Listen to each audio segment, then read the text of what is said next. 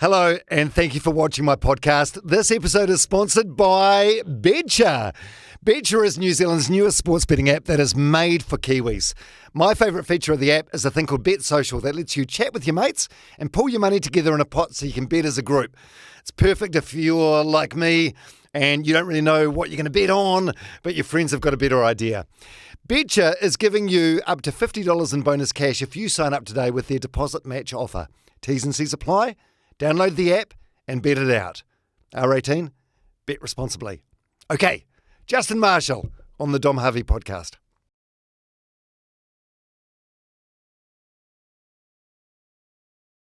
Justin Marshall, welcome to my podcast. Thanks, Dom, for having me. I've heard great things, and it's very nice to be invited to come on and have a chat with you. And I've even been given a cold beer, so you've got me super chilled and relaxed, and I'm looking forward to a bit of banter. Well, yeah, we were texting backwards and forwards. I said, what do you want to drink? You want some beer or coffee, whatever? And you said, it's Friday afternoon, let's go for some beers.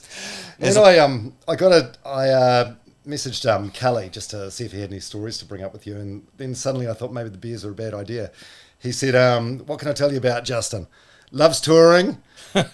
He did turn up late for his New Zealand Golf Open tea time once. Ooh. John Hart not happy. We didn't get invited back from Harty. Unsure if that's the reason or we got on the piss too much. That's not my fault, though. that is correct. But I don't think that had any influence on Kelly not getting invited back. Well, that's good. He actually was very reserved because usually he'll take the piss out of me for the fact that he always beats me at golf. And so he should, for a guy that plays 4 times a week. My God, he loves it, doesn't he? He does. So, yeah, no, there's no reason why he wouldn't do well out of getting a sort of part-timer like me and ambushing me every time. The thing I found interesting about that text is, so you put a book out about 20 years ago. I had a look around some secondhand bookshops this week to try and find it, and I couldn't. But the reviews I read about it, apparently you go to town on John Hart in it. Yeah, look, I was honest about the way that I felt things transpired, particularly in 1999. And we had a couple of run-ins, Hardy and I, and we still have since. The golf is a classic example, and that's just, I think, the nature of the beast when you're in an All Black side and you're in the leadership group, and you feel strongly and have a strong opinion. You should be able to give that opinion. I quite openly felt that the decision to drop me in 99 was a really bizarre one. At the end of the day, since he had been All Black coach, he had picked me for every single test match, bar injury, all the way through his coaching regime. And the one time he decides to bench me is a semi-final of the Rugby World Cup. And I kind of just pleaded my case with him. I said, I don't think you're making the right decision, and I'm not being selfish in this, but I know that I can deliver what you need me to deliver, and you need to trust me because I've been with you for 4 years, and we've been through some adversity, and we've won some test matches that we shouldn't have won, and I've been part of that. And this is no different. And I feel that if you are getting something out of Byron Kelleher that's, something that the team can benefit from, then bring him on early. Bring him on earlier than the last 20 minutes. So, yeah, all those sorts of things came into the equation, and obviously I had that big balls up. Do you remember that down in Dunedin? Oh, I did not remember that, but it's in my notes where you had to go on the Holmes show and make a public apology. Yes, I did. So you were sent off and you were caught on mic saying, "This is fucking bullshit." Is what I said. Right, really loudly like that, and the microphone was right there. But I was fuming because I'd been hit hard, but I was okay.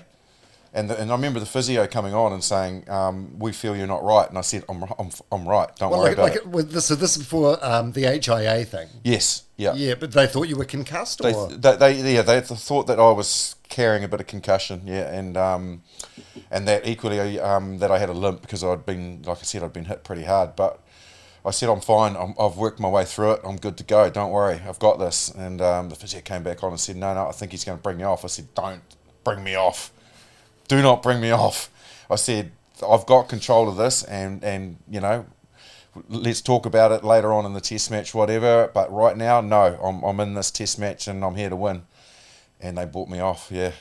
and I didn't want to go, and I was like a kid that had their lollies stolen. My lip went down, my head went down, shaking my head. I don't know how many shakes of my head I did, maybe 50 of them as I was making my way off. I glared up at John Hart in the stand, gave him a big stare, and then foolishly, and then I said what I said, which the whole country heard, and then this I really regret. And then I walked up the tunnel and out of the game, whereas I should have gone to the bench and sat with the rest of the reserves. But I was just, obviously by what I said, which got me in trouble. Yeah. Well, how did it end up that you had to go on a 7 p.m. current affairs show? And this is when TV was big. Like, if you ended up on the home show, you'd done something pretty fucking bad. Yes. How did it end up coming to that? It seems outrageous under today's lens. It does, but obviously it was because it was prime time. We are the All Blacks. There's millions of people tuning in, and equally lots of kids that are hearing that type of language. It was just the PR machine, which wants to make sure that the All Blacks look respectful, look clean, and don't take the game into the gutter. And obviously that type of language, when it's heard across the country, they felt that I needed to kind of make it better, basically. I couldn't believe it when they rang me, though. They were like, we've looked at this, and Paul Holmes has said that he will quite happily have you on the show. And you need to go on and apologise. I was just like, oh, for fuck's sake, really? But I had to do it, So, yeah, look, and I'll tell you, in that changing room, afterwards, not many people will know this, but John Hart came in, and I remember sitting in my seat, and he tore shreds off me. What does that look like? Disrespect a decision that I make and like that ever again. You've embarrassed yourself, you've embarrassed the team, and this was in front of the whole team. I looked around the changing room, everyone's heads were down, and it was really like one of those real awkward situations. Like humiliating. Yeah, very humiliating. But obviously I deserved it, because it wasn't part of what the culture we had, and it wasn't part of, I guess, the team environment to be an individual like that. And I needed to learn that, and I had to go through that quite a bit and grow up and recognise that. But I felt that that wasn't the time and place. I felt that he needed to probably pull me aside, and he can shout and scream as much as he wants when we're one-on-one. But doing it in front of the whole team, he was sending a message for sure. Yeah, it's humiliating though, right? Yeah, a little bit. Yeah, Dom, a little bit. But I learnt. Yeah. But I did learn. I still didn't enjoy getting substituted any time I got subbed from that test match onwards. But I refrained from swearing about it, and I did not ever go back up the tunnel. Apart from, obviously, many people have seen this clip when I basically sent myself off, because I was playing for the Crusaders against the Brumbies, and anyway, the story is we were looking to score with a rolling maul, and we were pressing, the maul was moving forward, and the referee at the time, Andre Watson, was saying, scrummy, release it, 5 seconds, and I was going, Andre, it's still moving forward, and he's going, no, release it. I said, it's still moving forward, and then he blew his whistle and said, turnover, you didn't release the ball. And so, again, I let out some pretty full-on language towards him. And basically... I'm seeing a pattern here. I know. And just gave him a real spray. And I said, that's just we were still moving forward. You've cost us the game with this decision you've made. And there was a bit of swearing in amongst it too. And he stepped away, and he said, come here, like that. And as I was walking towards him, I saw him going towards his pocket. And so I thought, he's putting me in the bin. He's sending me off. So I just looked at him, and I went, oh, fuck, like that, and said, don't worry about it. I've had enough anyway, and just started walking off. So I'm walking my way towards the tunnel, and I've made about 10, 15 paces, and then I hear George Gregan go, Marshy, where you going, mate? Because he was the opposition halfback. And then I heard Todd Blackadder, Marshy, come back, mate. So I sort of, you see me turn and I look and I go back. And basically I won. I called his bluff. He just told me that, told me off, can't speak to me like that, blah, blah, blah, but I stayed on the field. So it's like a game of poker. it was. Yeah. It was. So, yeah, those are the two instances where I probably have let the occasion and the significance of both of those were completely different. One's an All Black Test match, another one we're trying to win a game for the Crusaders against a very good Brumbies team. I've let that control my emotions, and I've gone into the red big time. So yeah. Yeah, is it but have you mellowed with age?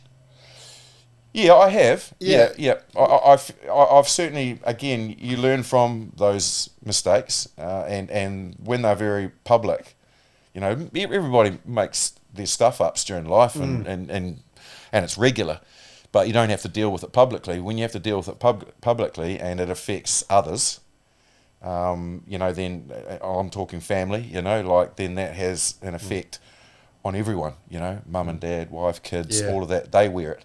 And then that snap-on effect is them suffering as well. I don't know where this quote came from, but I saw a quote from your wife, Nicole. Justin is an exclamation mark, not a comma, which is a great line. Bang! Yeah, isn't it? Yeah. I wonder where she found that. It's very clever, actually. It is. It's a genius. I wish I could claim it, but I can't. It's a genius line. Were you, like, in reflection, were you... there's a reality show called Below Deck, and I had one of the stars of that show on the podcast called Aisha Scott, and she's been accused online of being of a thing called toxic positivity. And I wonder with you, like, were you toxically competitive? Is that a thing? That's a good way to phrase it. Or was it more just like a temper or an anger thing? No, it was just over competitive. I didn't want to not be out there. I didn't want to have a situation where I can't control, and that was hard for me to get my head around. I started in the day of amateur rugby, so like you literally didn't get taken off the field unless your leg or arm or shoulder or whatever was hanging off. Substitutes were made for people that were injured. Yeah, Buck Shelford even had like testicles hanging out. Yeah, exactly, and still didn't go off. So I'm more of a crybaby Don than that. I would have been off the field, but they were there to replace injured players. They were not impact players, that go on and are strategically put into the game like they are now. So growing up with that, it was really hard for me to be playing well, particularly when you're playing well and you're in the top of your game, to then be taken off, because a lot of rugby and sport in general gets decided in those micro minutes. That's where a lot of the pressure and the ability to thrive and to prosper when the game is on the line and experience comes into it. That's where a lot of big games are won. And then for you to be taken out of the mix, and that you can help the situation, was really hard for me to process. But yeah, and that was just my competitiveness of wanting to be able to do it myself, because I knew I could. And then when they take it off me, they're taking away my mojo, and I'm just it's not fair. I can do this, So yeah, it's more my competitiveness. Look, I'm not saying that I didn't, get angry at times, and I did, and I got into my fair share of fights as a youngster, which again I had to learn from, and it was good. There were good life lessons in there. And equally was involved in the old punch-up on the rugby field too. In fact, I've got one of these... You did find the book. Oh, no, this is Richie's book. Oh, is it? But there's... there you go. And Ali. Yeah. Jeez, you're punching above your weight there. Yeah, I know. I am punching above my weight. But obviously I always do it when I've got support. You can see I've got more players. I've got two other players around me, and he's got no one. Yeah. And I'm like, yeah, well, you want to pick on me now, mate? But yeah, no, look, Carlos and I had... Like, Ali, every now and then, he would rub me the wrong way, but Carlos and I, Crusaders Blues, we had some ding-dongs too. If you could drag up, a couple of handfuls of photos of him and I at each other's throat. But the weird thing is then, mate, we're rooming together. So we're at each other for Crusaders Blues, and then they always kind of room you in your sort of zones. So 9 and 10 got roomed together a lot. And I remember having this real set to with Carlos when we were playing, and it was at Eden Park.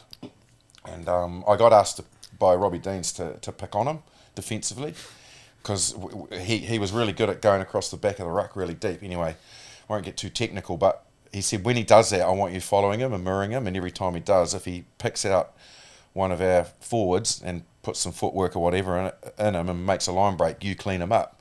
And this happened in the game. I cleaned him up a couple of times, and I said to him, I'll be here all day, Carlos.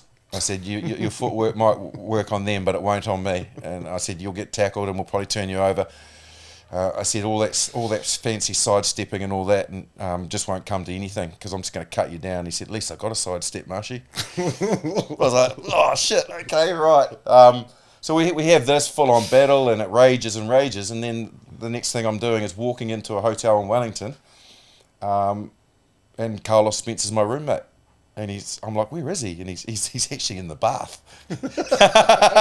It's hard to meet a man in a more vulnerable position. I know. Well, he was Mr. Toffee Pop, wasn't he? So he's derobed himself. Probably sprinkled some roses around. It's scented a bit like your scented candle here. Scented candles going, and I'm thinking, yeah, my roommate's having a bath and soaking himself. Is that awkward?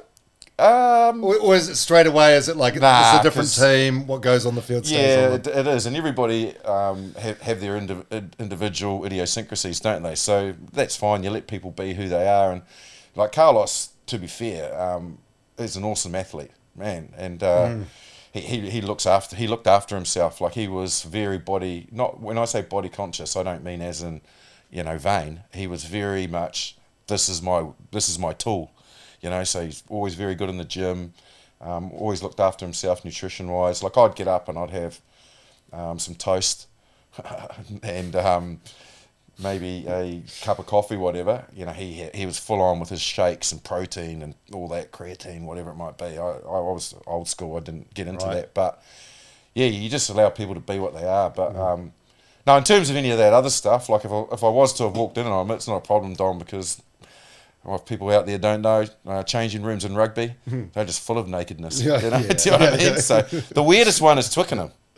That is bizarre, because they've got, at the Twickenham changing rooms, it's the only changing room in the world where they have baths. So after the game... Carlos would have been in his element. Yeah, exactly. Carlos commanded the area. But you go in there and you just have a quick shower, and then there's like when the game's been played, your baggage man or whatever will go fill all the baths up. So you've got nice hot baths, and there's about 6 of them, and you're sort of sitting in this big area underneath the stands at Twickenham in your changing room having a bath. And it's a bath, but not like a cold plunge. Like no, a bath. Right. Yeah. So that's so English. Yeah, I know. So it's quite weird though, because, like, to be fair, most people have a bath in privacy, don't they?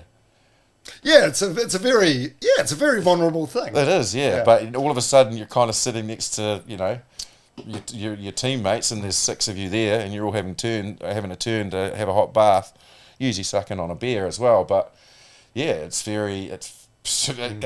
perceived to be normal, but when you think about it, it doesn't sound normal, does it? Imagine walking into that as a civilian who just goes, look at these blokes, what are you doing? And is everyone naked, or are there some undie people? No, there's really undie people. Yeah, no, it's nakedness, but hey, if you're in the bath, you're in the bath. You're not in the swimming pool in your Speedos. Okay, I can't believe this. We've gone 20 minutes and you've shared some really... embarrassing parts of your past without me even having to butter you up for the information. I didn't even get to do a good intro for you. It was an incredible fucking career, right? Yeah. And I think so over 100 games for the Crusaders, 5 titles, second inductee into the Crusaders Hall of Fame. Who was number 1? Todd Blackadder. 81 tests, 4 as captain. Oh, but you lost the captaincy after you had an argument with a ref? Oh shit, I did too. How did you know that? I found that online. People are going to listen to this and they go, fuck, did this guy actually learn or not? He's saying he learnt. But continually we're hearing eras of him getting in trouble with Right. referees or coaches or whatever, where he was perceivably learning but didn't. Yeah, this was 25 years ago, though. It's, Thanks, mate. half a life ago. Well, I didn't lose the captaincy because of that. To be fair, to stick up for myself, I was a caretaker captain for Sean Fitzpatrick. He was on the tour, but he just couldn't. He just could not get on the field as much as he tried. Poor old Fitzy, his knee was absolutely rooted. So, and it ended his career. He didn't play after that. But I got the opportunity to captain, and there were very much more senior players in that side that could have captained the team at that stage. But this was a sort of a look towards the future to see what type of captain I would be, and obviously we found out. But I didn't lose a Test match, and we were successful against Wales, Ireland, and we played England twice in that particular 4 November Test matches, one at Old Trafford and the second one at Twickenham. It was a tough. We played shit, to be fair, and the fact that after 80 minutes in that Test match we got it. This is 1997, if people don't remember, that we got away with a draw is a miracle in itself. England were a better side on the day, but this is what good All Black teams or good sporting teams can do. Do you still think about these things now? Yeah, I do. Yeah. So we're recording this. I'm not sure when the podcast is going to come out, but we're recording this in between the 2 All Black tests versus Argentina. Yeah. So they've lost one. Who knows what's going to happen tomorrow night? So the guys that were playing last weekend, they'll still be thinking about this 20 years from now potentially. Yes, they will be. Yeah, and you think about those off days and those performances that you're not comfortable as a team and equally as individuals that are damaging to our history, and that was damaging last weekend. And to be fair, I wasn't entirely comfortable with the messaging. I didn't like the messaging last week from a lot of what some of the senior players were saying, which was things along the lines of, oh, well, that's the good thing about rugby, we get to play next weekend and put things right. I'm like, no, you don't. You've already damaged our history forever. You cannot change that by going out and winning by 50 points next week. That's not relevant. Argentina have done something that only 2 teams before them have ever done historically against the All Blacks in all of our history. They've beaten us, and not only that, they've beaten us at home. You can't go out next week and say, oh, everything's okay now. It's impossible. So, yeah, I feel that to me was a bit worrying. That was messaging. Like, the messaging I would have wanted to hear was about the hurt and the disappointment and the fact that you can't change this result, and you still got to keep your head up. But I would have liked to have not heard these "we'll put it right next week," because you can't. And so yeah, they will remember that you can't.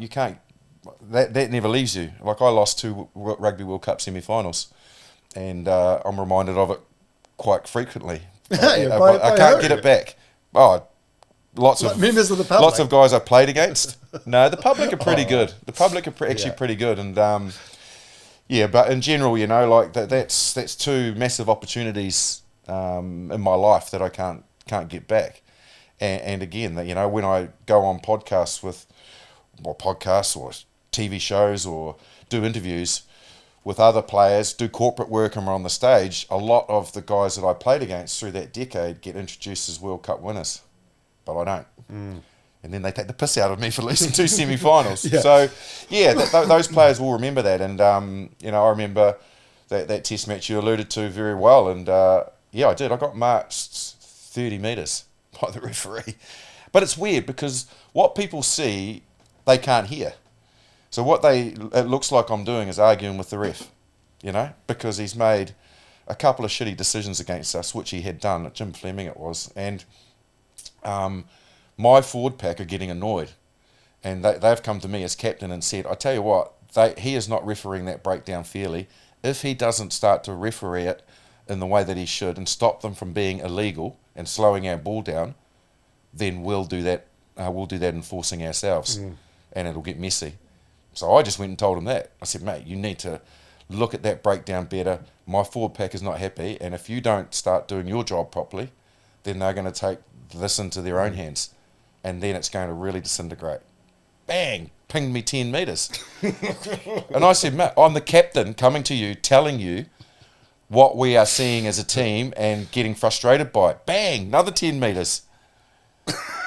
At that point, I actually said to him, for fuck's sake, what are you doing this for? This is supposed to be communication that a captain can have with a referee. Yeah. Boom. So, yeah, 30, I think it was 30 metres that he marched me. So, but yeah, then Tane Randall came, he was injured at the time, and he came back into rugby the next year and took over the captaincy. But, Dom, if I'm being honest, I didn't feel I was a bad captain. I felt that I had a good understanding of the game and game plan, game management. Probably wasn't that great with dealing with referees because I could see things happening in front of me as a 9 that frustrated me. But I don't think it was meant for me to be a captain, particularly of the All Blacks. The pressure that entails, the freedom that it takes away from you. I think I was a better player being able to express my competitiveness on the field and not have to deal with those peripheral things, because you can still control a game as a 9 and game manage it because that's your role without actually having the captaincy's armband. So the good thing that I can say is that I proudly captained my country, and I was incredibly proud, and it was a huge honour, and I feel I didn't let, again, anyone down. We didn't lose a test match. Yeah. Drew 1-3, came out of it unscathed. It's a massive honour. Yeah, we'll get back into that. We launched straight into some gold here. Okay. All right, let's go all the way back though, the early years, because there's a quote by Aristotle that says, "Give me a boy until he's 7, and I'll show you the man." So, Nice. First few years of your life, what were they like? So you're from Gore? I'm from Matara, but if people are looking on the map and can't find Matara because it's written really small and it's a very small town, then basically say the Gore area. But yeah, no, I grew up there. And went to school there, and that's where I did all of my schooling, right through until when I left when I was 16. But I wasn't enjoying school, so I bailed out and went straight into work. But yeah, I guess like any kid growing up around that time, and you'll be similar, there was a completely different lifestyle in front of you, wasn't there, which was not revolving around any form of technology. I think the first time I ever saw technology was one of those Nintendo things that you plugged into the TV that you could play tennis with the bar. Oh, yeah. Remember that? One of the really early gaming consoles. Yeah. And then I think Pac-Man came out. It was like, man, how good's Pac-Man? What the fuck is Bloody this? hell, this is awesome. Yeah. So you had to make your own fun and entertainment. But, I kind of was always involved in rugby, but I was only involved with it because my mates were, and I enjoyed playing it. And in general, I was pretty good at school. Very famous for being the fastest at intermediate school at the 6 times table. Really? Had to get up on stage and do the 6 times table. Want me to do it for you? No, not really. Okay. 6 times 6, 6 times 12, 6 3s 80, 6 4s 24, 6 5 30, 6 6 36, 6 7 42, 6 8 48, 6 9 54, 16 60. It's like the worst party trick ever. Because it doesn't mean you're good at maths. It just means you've memorised the cadence of the pattern. I have, yeah. I've memorised it. That was a proud moment for me, like striding up there with my shirt out and my tie around my head. No. Onto the stage, and Justin Marshall's going to do the 6 times table very quickly, everybody. A little round of applause. Hey, Justin, do you want to turn to the 7 times table? No. I'm a 6 specialist. Hey, we don't go above 6. You know? So you're a good kid, good at rugby, but not like a freakish talent. No. And you were like a delinquent, or did that come later? That came a little bit later. I think probably around the time I got to high school, I started to recognise very quickly that this is a weird situation that I was, because I was, when I say I wasn't amazing at rugby, I was good at rugby. So I was always playing in teams above my age. And so because of that, I was socialising with older kids. So they were 2, sometimes 3 years older than me at school. Mm-hmm. So they were obviously evolving from sort of, teenagers into kind of men to a degree, and rather than drinking a soda, drinking a beer and stuff. So I was kind of walking in their footsteps because I was playing in those rugby teams, and I didn't play for the school, which keeps you in your zone, in your lane. Yeah. I stayed and played for the club. That's why you'll never find me featuring in any secondary schools rugby. I never played. I stayed and played for the club, and we played against the school. So, yeah, look, we look, famously, and I know this sounds bad, but like everybody has stories where you go, oh well, that obviously just was the way it transpired on the day, and is what it is. And you know, you think about it and you think, well, how bad does this sound? But actually, it happened, and I'm never been one that holds back from saying, yeah, we did that, and that happened, and life goes on, and there was no harm done. But yeah, I remember we one game we were driving to Te Anau from Matau, which is about a 2.5 hour drive, and we had a bus and we had a keg to drink after the game for the bus trip back. But then somebody thought it was a good idea to open the keg on the way up to the game. So obviously, I know. So yeah, obviously, you know, you have situations like that, and you know, you kind of, regrettably, obviously, the game ended in a fight and got called off. But I think, you know, that was where my balance was off.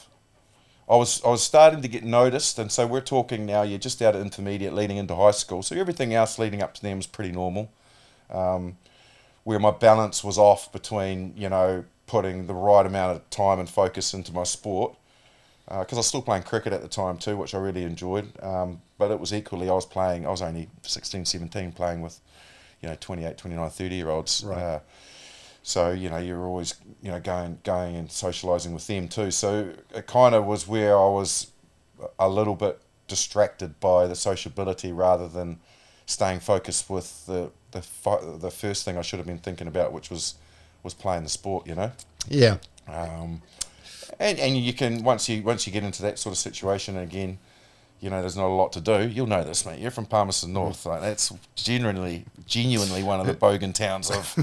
Oh, okay, well, that's hurtful. That's the home of your wife as well. So I won't have you disrespecting Palmerston. Well, she doesn't really offer too much rebuttal. I do say it's a bit of a bogan town. You know, we all had our old Datsuns and, you know, HQs and all that. You're driving around, but. Again, like, mate, there was no movie theatres or bowling alleys or, you know, any of that sort of thing in the general area where I was. Like, you had to go to the big smoke in Vicargo if you wanted to do that. So you made your own sort of entertainment, you know. But I suppose there's only so much. I mean, you look back now and the trouble you got into. It's kind of cute, really, on the big scheme of things. Like, you're not ram raiding and. No, geez, no, nothing. What police? So you got in trouble one Christmas holidays for buying booze with your mate Vaughan's ID? Yes, I did. Yeah, I did. It was Vaughan Murphy. Did you? Does he still wheel out the yarn? Does he love it? Yeah, he does. Yep. No, that was bad though, because I was 10 dozen beers. I was the youngest, and they said the other guys who were illegal to go get the beer thought that they needed to see whether or not I could step up. So they said, take Vaughan's fake ID and go get us. So everyone gave me their money, because it was Christmas holiday period, and we were staying at the camping ground in Queenstown. Go get us our supply of beers, you know. And so I went in, and then I came out with the guy accepted my fake ID, and I came out, and standing right in front of me was a police officer, and he said to me, "That's quite a lot of beer for you." I said, "Oh, it's not for me; it's from my mates as well." He said, "Right." He said, "Are you legally old enough to buy that beer?" I said, "Yeah." He said, "Let me see your ID, please." So I gave it to him. And he said, "Right, Mr. Murphy. So what's your birth date?" And I said the 11th of the 10th, 58 or whatever I said. Actually, the 10th of the 11th. He said, "Oh, you don't know your birth date now, do you?" "Which one is it, Mr. Murphy?" And I went, he said, "This is not your ID, is it?" He said, "I'll give you one opportunity." He said, where this could either have you down at the police station or us solving this problem now. So I said, "Yeah, okay, it's not mine." So he confiscated the beer, and I think I got a warning. But yeah, the worst thing was having to go back to the car where all my Spending all mates your were, mates' and money. they were like, where is the beer? And I was like, well, if you want to get it, it's down at the local police station. Fuck. I'm sure we're pretty keen not to go get it from there. So yeah, that was obviously a bit disappointing. But no, in general, Was that like the worst trouble you got in? pretty much, yeah. Yeah. No, I got into trouble for throwing acorns at cars when they were driving past, and the police came and got us for that. I thought that was pretty minor to be involved with the police for throwing acorns at cars. Small town police, eh? There's not a lot Mate, going on. there's nothing else for them to do. But no, the big, which is well documented, which I talk very openly about, is when I got into it wasn't even a fight, into an issue at a pub in Gore, and it was a life-changing experience for me. That was.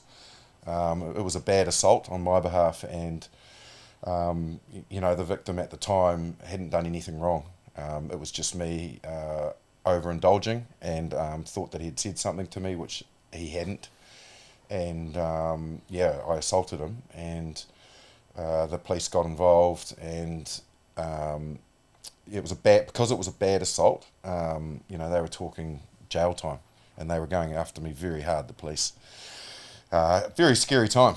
Very, very quickly, a massive reality check of things are spiralling out of control here, and you're not only jeopardising what you're probably doing in rugby, which it was part of the other thing. I was getting frustrated because I'd actually made a decision to move out of the area to go try and play a better style of rugby, which was down in Southland, play for a bigger club.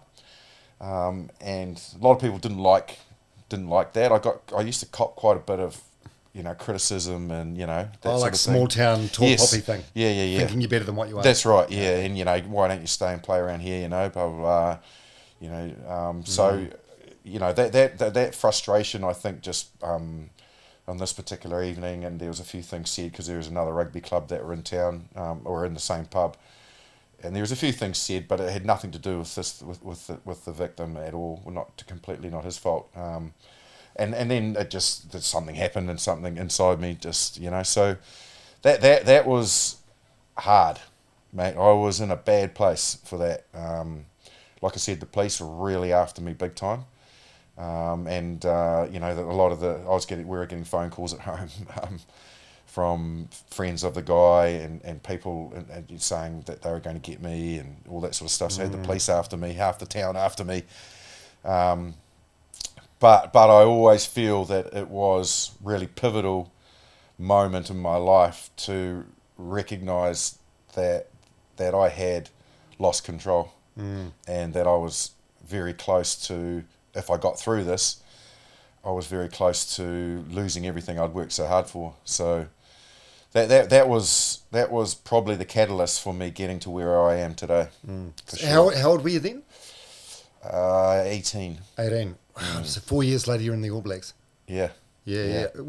How was that time for your parents? Like, were they mad or disappointed? Oh, they were disappointed and mad initially. What have you done? And then obviously they were dealing. This is old. There's no cell phones, mate. So it was a home phone that was ringing. No landline. Old school. Bloody hell. No caller ID either. Yeah. No, that's it. So but then fair play. They were incredibly supportive. I think they saw that I'd recognise I'd done something really bad and really wrong by my reaction and the way that I was within myself. And I think, because I was getting it from everywhere, like I said, from all angles, I needed that support. And they were very supportive of me, even though they knew that what I'd done was wrong, which was good because it helped me get through it. Yeah. Yeah, it's probably like almost like a scared straight sort of situation. It's probably what you needed at the time you needed it. You know what it is, but I just wish that never happened. I regret it to this day. I have the most amount of sympathy for the person that I did it to, and the way that he handled himself after it, and the way that he approached it was, incredibly commendable. I don't think I would have been able to to do that and to move on like he did. And I do a great amount of gratitude, because he probably helped me get to get to this point as well, by being the person that he was. You know, one thing I think that's like really cool about you so far is like just how willing you, like, part of the human experience is fucking up. Yeah, it is. And no one wants to own that stuff because it's unpleasant. Yeah. But you've surrendered this stuff. Yeah, and I think that's important though, because I think you're right. Everybody does fuck up at some stage, and you do. You know, what you either wake up in the morning, or you sit down and actually think about what you've just done and how it's happened, and you're instantly filled with regret and worry and fear and all of that. Or equally, you're seeing this pathway and you're trying to find a way out of it, and you can't see the way out. And it's incredible if you actually look how much support there is out there. And I think probably giving the messaging, which I'm quite open in doing, hopefully if there are others in a similar situation or are in that situation now and hear me speak about it and how it changed me, that it can change them.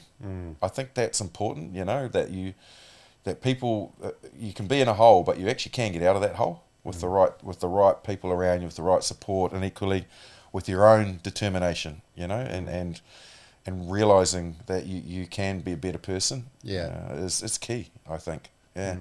But at that point, rugby wasn't like a pathway out of the deep south for you. Right? It was still amateur. So you were working at Freezing Works? Yeah, I was working at Freezing Works. So what were you doing there? I started on the broom, which is just sweeping up all the crap that falls off all the carcasses. The smell must have been awful. Oh yeah, you get used to it like anything. But yeah, initially it is. It's a bit of a realization that. You know, when you go along, that it isn't a smell that you want to have dealt with regularly before. And then I moved on to the gut trays. So basically that's where the animal comes along and you're standing along. There's about a revolving sort of bench full of trays, aluminium trays, and the guys, they gut the animal, and then all that gets put on the tray, and then you're separating the kidneys and the heart and the intestines and all that, and putting them into different areas, and then I actually ended up getting onto the knife and went through most of the chain of all the butchering requirements of an animal, right from down the slaughter board right through down to the boning room so it was quite cool. Like a young one of my lines that I used to say when I was young and young and enthusiastic and you're out and about was you're in a bar, you know, everyone's got a line, haven't they? And if I was talking to a girl, they would say, "Oh, what do you do?" And I said, "I'm a professional boner." When we leave here, you want to come to the boning room? But yeah, no. So again, it was good because it was you know, when I first made the All Blacks, and I know I'm jumping forward with your notes, but no, I think everything's messaging is, when I first made the All Blacks, I went on the first ever paid tour. The game hadn't turned pro, but at the end of 1995, the All Blacks decided that the All Blacks could sense the game turning professional, and so we got paid to go on that tour, which was in 1995 to France and Italy. And every person got paid by the New Zealand Rugby Union to go on that trip. So up until then, the game was amateur. You weren't making money out of anything. I'd already been an All Black at that stage, but we were earning money off tickets, and we got per diems per day. That's all we got. So now all of a sudden we get a lump sum of money. Now, to go back and jump back, which is why I'm telling this story, is I remember we got paid $30,000 to go on that trip, and we were away for 7 weeks, I think it was, because we played midweek games as well. And I remember getting that money into my bank account, $30,000, and it made me instantly think about how much work, standing on concrete, blood, guts and sweat that I used to have to do at the freezing work, big long days, and I never earned that much money in a calendar year, let alone be given it in one lump sum, you know. And for me, that was very much appreciative of what I was being given, because I know what it's like to work for that, or try and work towards even earning that. And I hadn't been able to do that in my entire life. And all of a sudden, I got it in one big lump sum for perceivably going to work, which is playing rugby for 6 weeks. But it took me back to the freezing works, because I knew what The value grind, of the dollar. yeah, and I knew what the grind was like to have to earn that money. So again, that was good for me. So I never spent any of that. The only thing I bought at the time with that money, because I'd always wanted one, was a 5-burner gas barbecue. I was thinking, I thought you were about to say like a Subaru or something. No, mate. No. Honda Prelude or something. I only had, if people remember way back then, the barbecues, and you probably remember that when they first came out, the gas ones were just a little round disc with a little small gas bottle underneath them. Yeah. And I had one of those, but whenever I would go and cook my barbecue, say I was with my dad, who had actually gone up a level to the next barbecue, which was the 3 burners or 2 burners or whatever, instead of just a little round aluminium one, became known as the onion cooker. So on my little barbecue, I was only allowed to cook onions. Everyone else was doing the steak and the sausages or whatever. So when I got that money, I was like, right, I'm getting rid of the onion cooker and I'm stepping it up to a 5-burner. But I didn't spend any of the rest of it, because I knew what it takes to have to earn that money. Where did that financial literacy come from? Because others weren't so lucky. Like I've heard so many stories from others about Jonah, like just being generous to a fault, and buying cars for younger players, and stopping on the bus in a town and going to a Selectrix and buying a ghetto blaster. Oh my God, mate! When we went in Palmerston North, we those camps that I was telling you that we used to have there at the Institute. I remember Jonah coming, because he had obviously driven from Wellington. So we were assembling for the All Blacks, and I was already there. And I came out of my room, and I was like, "What the hell is that?"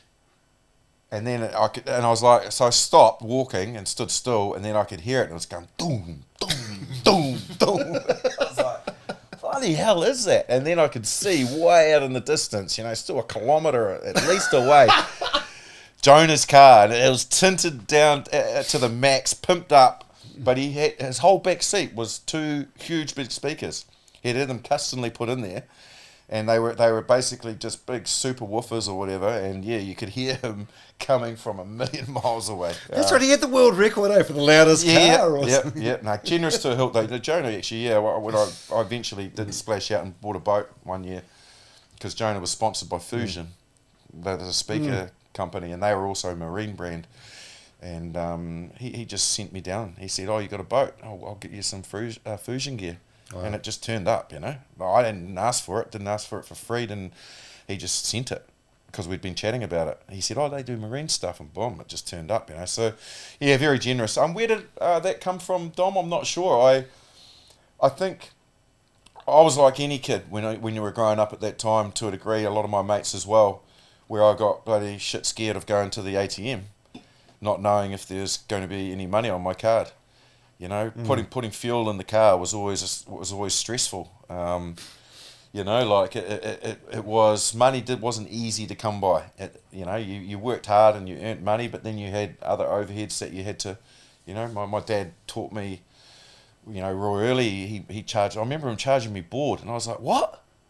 He said, "No, now you're working, you'll pay board if you're staying here. It'll cost you a shitload more in a flat." I was like, "I don't think it will."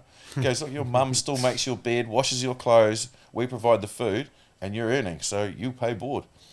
That was a really good lesson for me, because, when I did look at and hear from my mates who were out of there living with their mum and dad, because like I said, I was 16, 17, so still wasn't really away from the home, so it wasn't that weird living with my mum and dad. Although I wasn't 23 or 24. No offence to anybody out there, please, if they're still living with their mum and dad. It's the greatest place. Imagine calling yourself a professional boner. Then you've got to be quiet, because mum and dad are in the next room.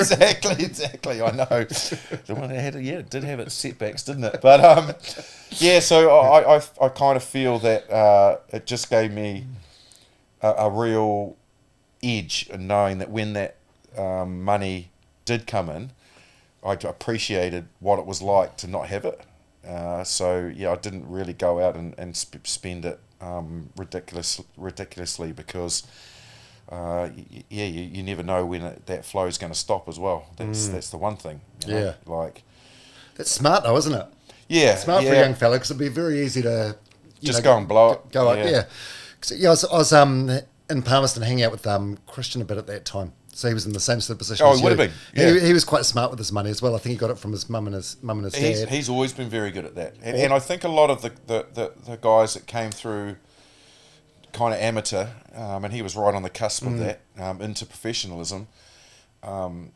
We didn't know at that stage where the game was going to go. There was this real cloudy kind of future for the game. Like, we were just dipping our toe into professionalism. So you never really knew where it was ever going to end up and whether or not it was going to be sustainable. So, the money that you were earning, like in 3 years' time, if rugby went, you know what, it's not worked, that if you hadn't saved that, then you had nothing. And yet you'd lost 3 years of your working life. So you had to, around that time, just work within the requirements of the time, which was basically a contract. And that's the hard thing. Like, all of my life since I left the freezing works, and I'm 50 now. Well, you're 51 2 weeks ago. Oh, thanks, mate. Are you embarrassed about saying your age? Why are you... Yeah, I feel that I'm over the hump now. It wasn't too bad when I was in the 40s. 50, I had a big booze up and kind of thought, okay, all right, that's 50 now and it's done. But 51 is like, you're on that other side of 100, aren't you? You're on the downward slide. So second half. I don't feel that though, and so I'm reluctant to say that I'm that age. I don't know why, but so that's something that I kind of have had to deal with in the last couple of weeks, but I'm okay. Where was I going with? What was I talking about before? Lost my train of thought. I don't know. We were talking about the money side of things, but no. So sorry, I know what it was. Is being 51, but since I left the freezing works, I have dealt my entire life living by terminal contracts. So that's hard. Yeah. So when I retired from rugby, I retired at 36. I got my first contract at 19 with rugby, then retired at 36, and then I went straight into working for Sky TV on a contract. And none of those have been any longer than 4 years. And some of them, like now, is our terminal next year. So you're always living by this uncertainty. You're not actually employed. You're at the peril of your contract. Yeah, so it's a hard way to live. You're literally only as good as your last game, or your last game. Yeah.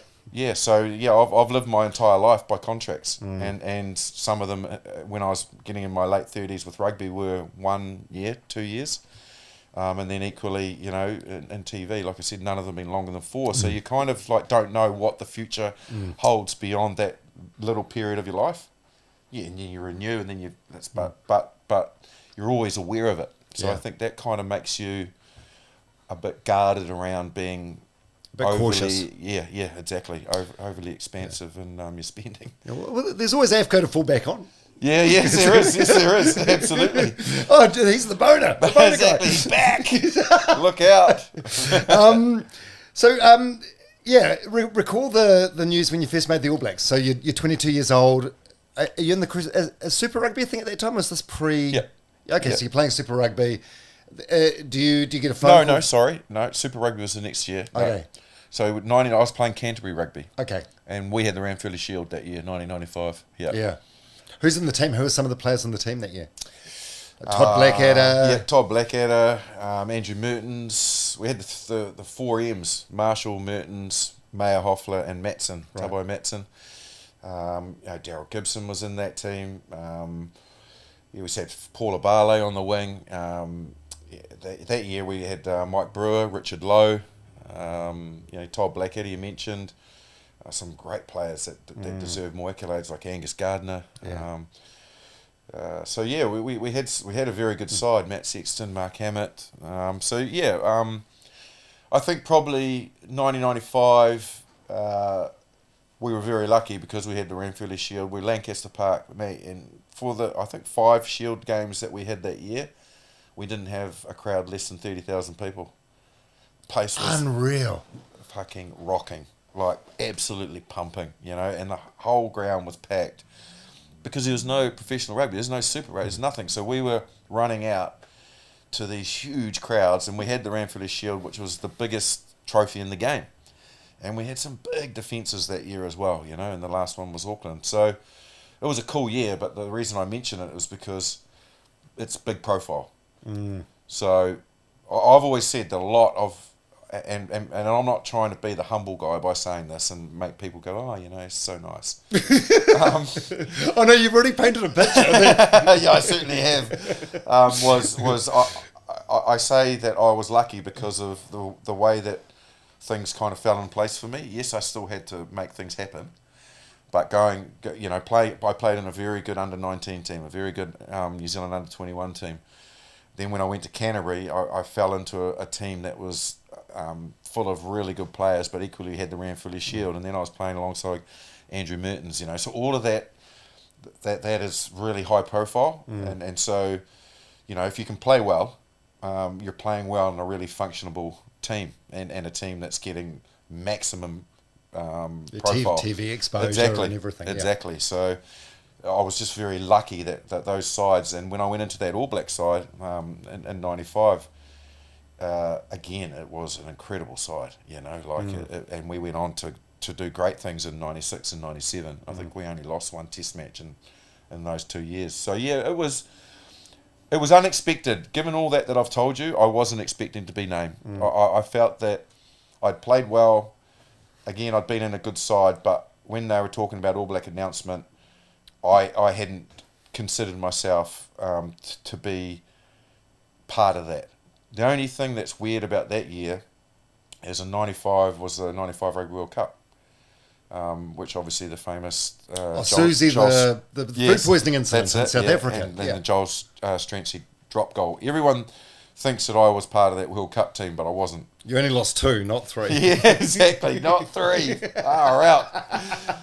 Stop picking on me. No, and so I came in post World Cup, and Ant Strawn and Graham Bishop, 2 of the halfbacks that were at that World Cup, went to Japan. So there was vacancy. So again, lucky, that those 2 decided to go and play their rugby in Japan, and so I think the only other one that had been involved with the All Blacks around that time was Stu Forster. So they took me, Stu Forster, and Junior Tunu'u on that, and John Preston as a kind of hybrid, because JP could play anywhere. So I think again, even though those 2 guys had left, I wasn't expecting to be named. If I was looking at me, I would have thought there's really good potential there. I had played really well. I will say that I had played very well in that team and in that side and in those games, apart from the Auckland game, where I learned a bit about myself in that game. We lost the Ranfurly Shield comprehensively on that day, and as a player, I got rattled in that game. But that aside, I'd played well, but I felt that I was probably just needed another year. If I was looking at me. Yeah. Why did you get rattled in that game?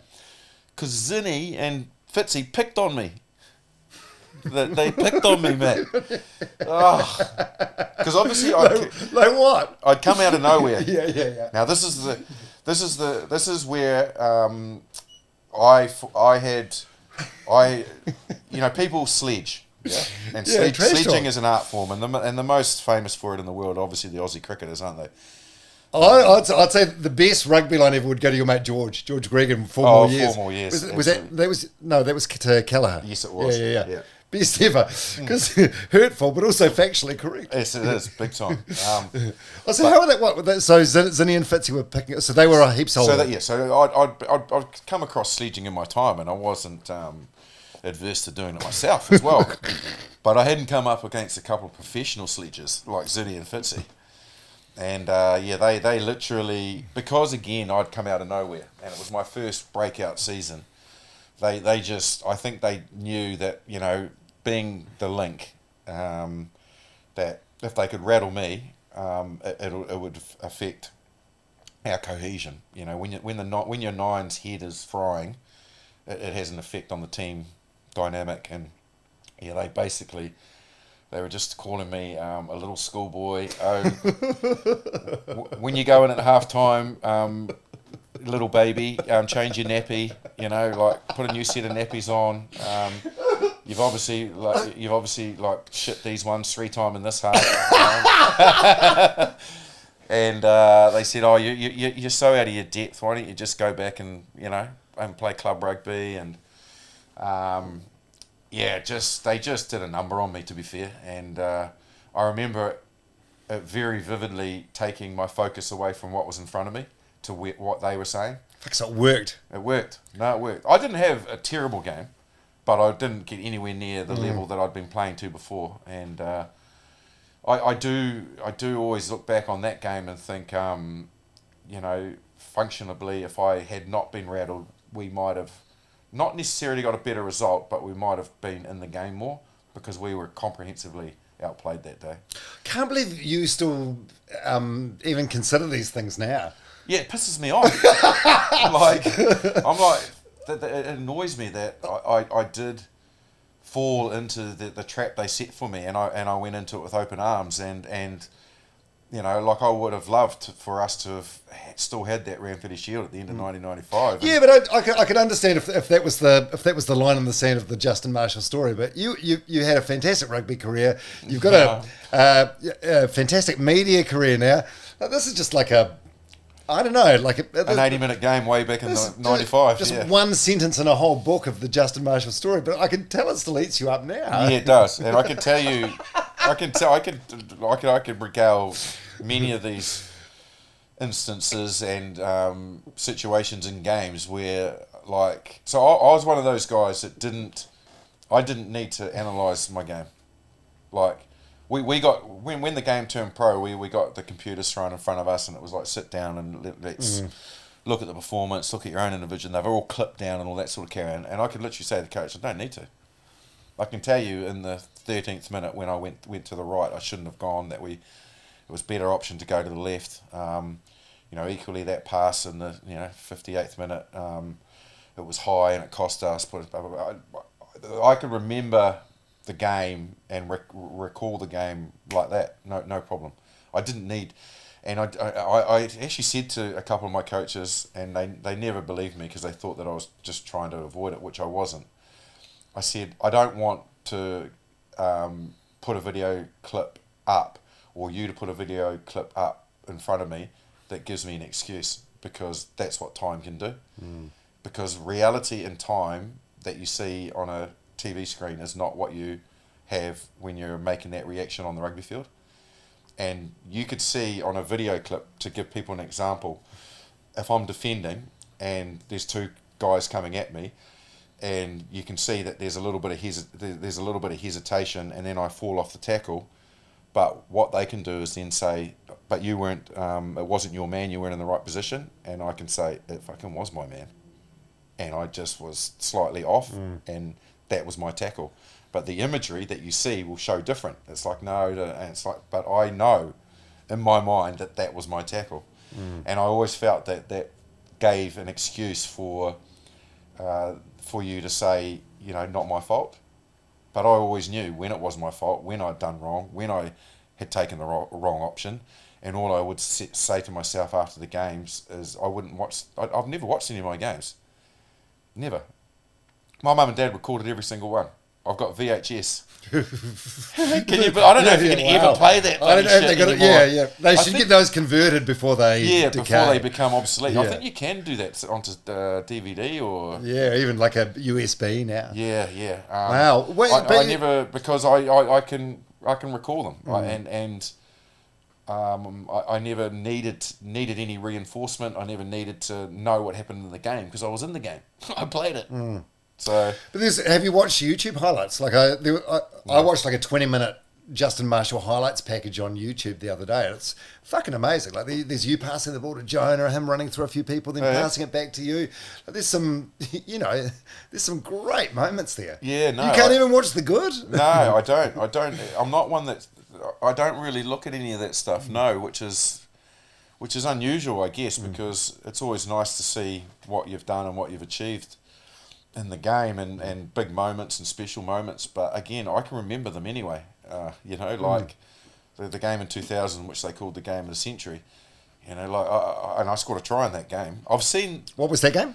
That was against Australia in 2000, where we won in the last minute. Jonas scored a try. It was 43-41, I think it was. I think we went out 21-0 after, I don't know, like 11 minutes or something. Wow. And then they came back, and then it was ding dong. It was an amazing game of rugby. But I've seen the imagery of me scoring the try that I scored in that game but I've never watched that test match in its entirety. But I could tell you exactly what happened in it, So, yeah, it's quite now that I think about it, unusual that I haven't looked to have a look at any of that stuff, but I just haven't. Yeah. And what were the? I'm just trying to think of you because you're in the fortunate position of having been an All Black in this time, and also like being a pundit now, and probably having your ear fairly close to the ground with the All Blacks. What are the big differences between then and now? Like I'm thinking. Like during the World Cup last year, there was that incident with Mark Tellier, like going out one night. No one even knows what happened. Nothing's ever come out about it. No. But he got stood down for a game. Yeah. It seems like there's hard and fast rules now about All Black expectations.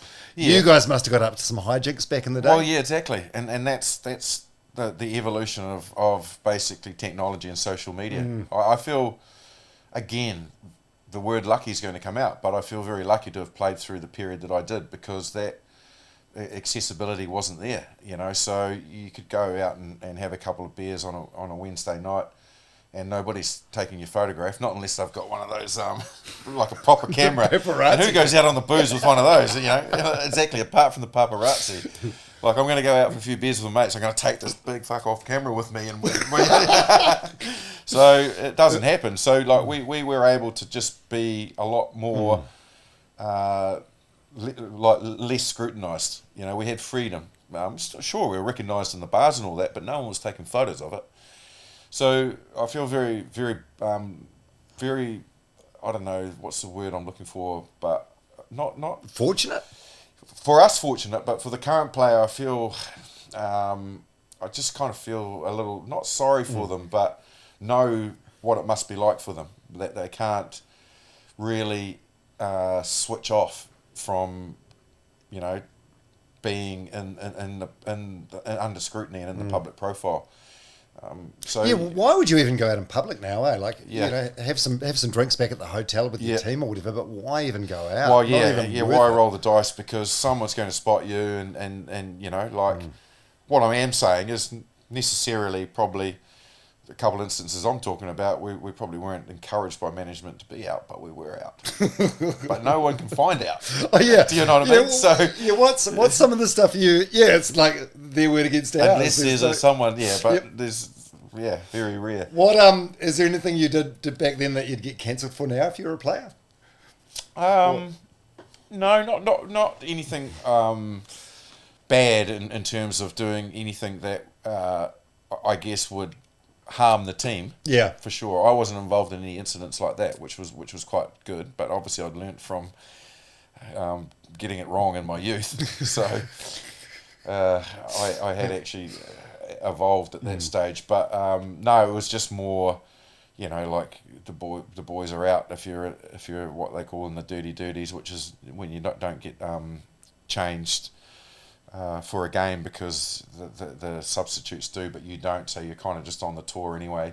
It was kind of tradition to go out on a Friday night, but try and stay under the radar of the management and not get caught coming back into the hotel, which obviously you tip the concierge and to say, you never saw me, mate, coming back. But yeah, I think, no, there was nothing really that bad. It was just that you just didn't have to be accountable for everywhere that you were because people couldn't find you, in terms of them seeing you, photographing you, whatever, and then it gets put out there, look at these guys are out, they're not focused, which is not exactly the case. You're actually just human. You just want to relax and chill and enjoy each other's company. But if you ask me evolution, I think everything's just much, much more detailed now.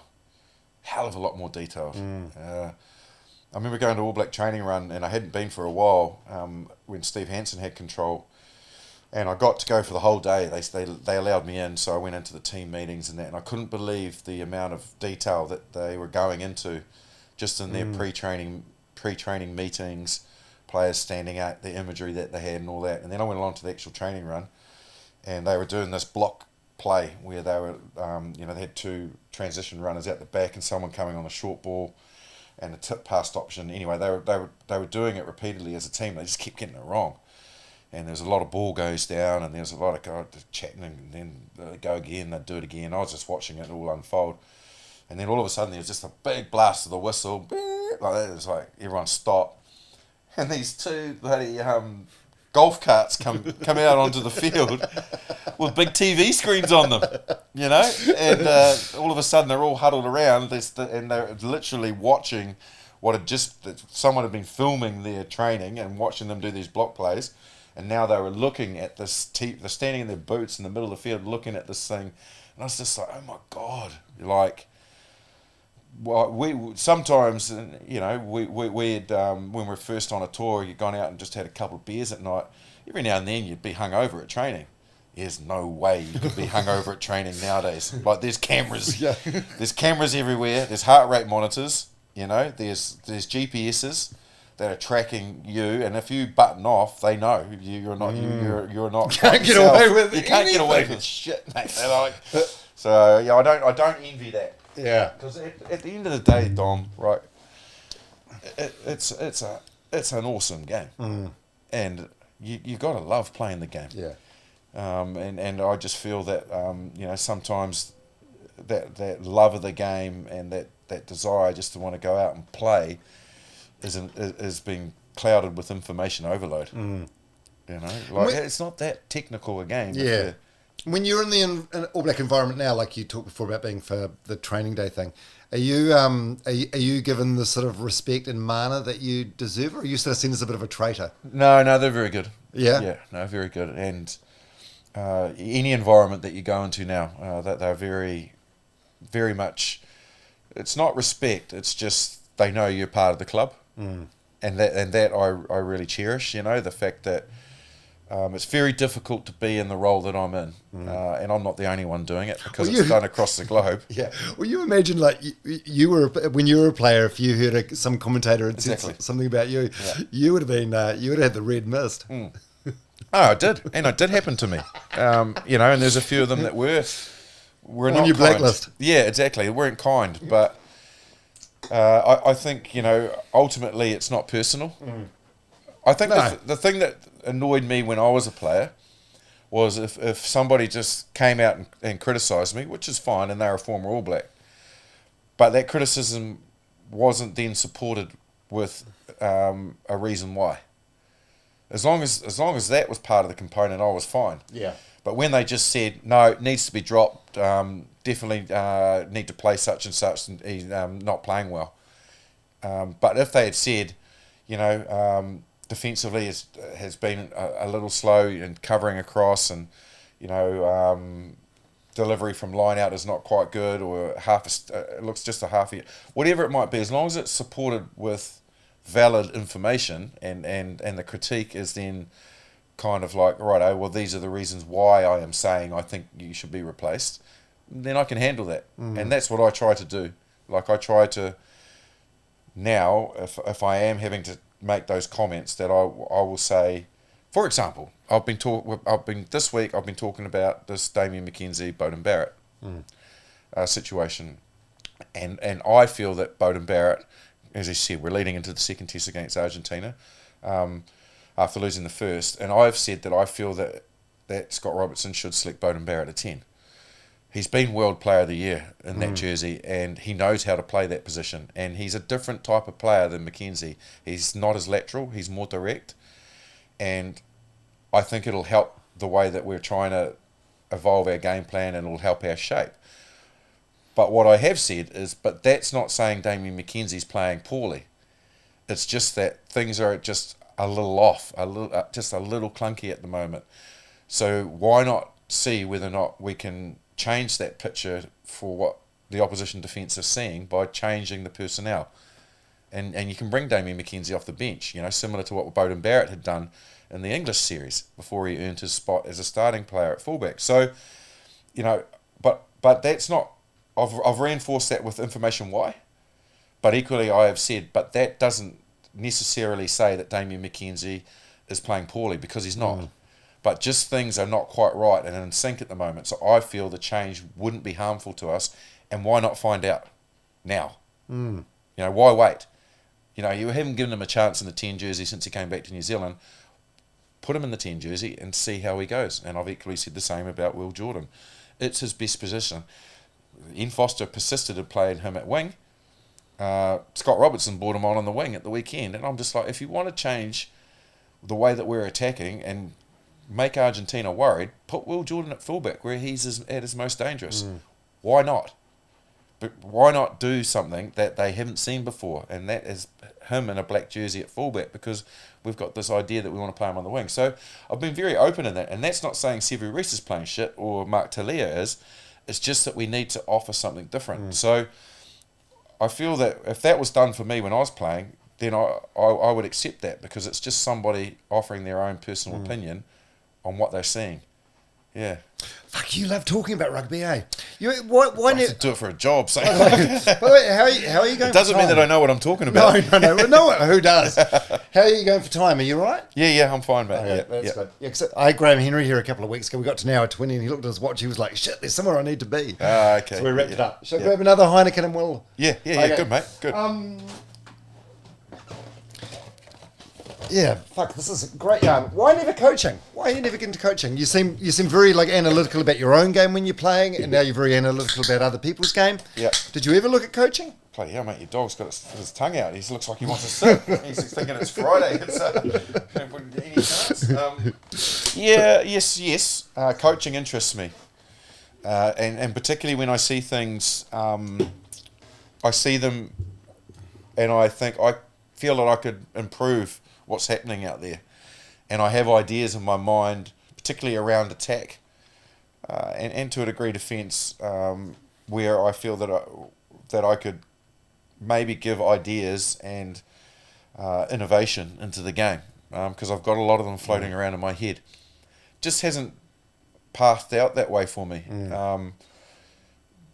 I finished in 96, and at that stage Nicole and I were like, we want to get our family back to New Zealand. So that's when I retired and came back and started working for Sky, simply because they offered me a contract. There's this contract chat again, but that was security to get back to New Zealand, because otherwise all I've known is being a player.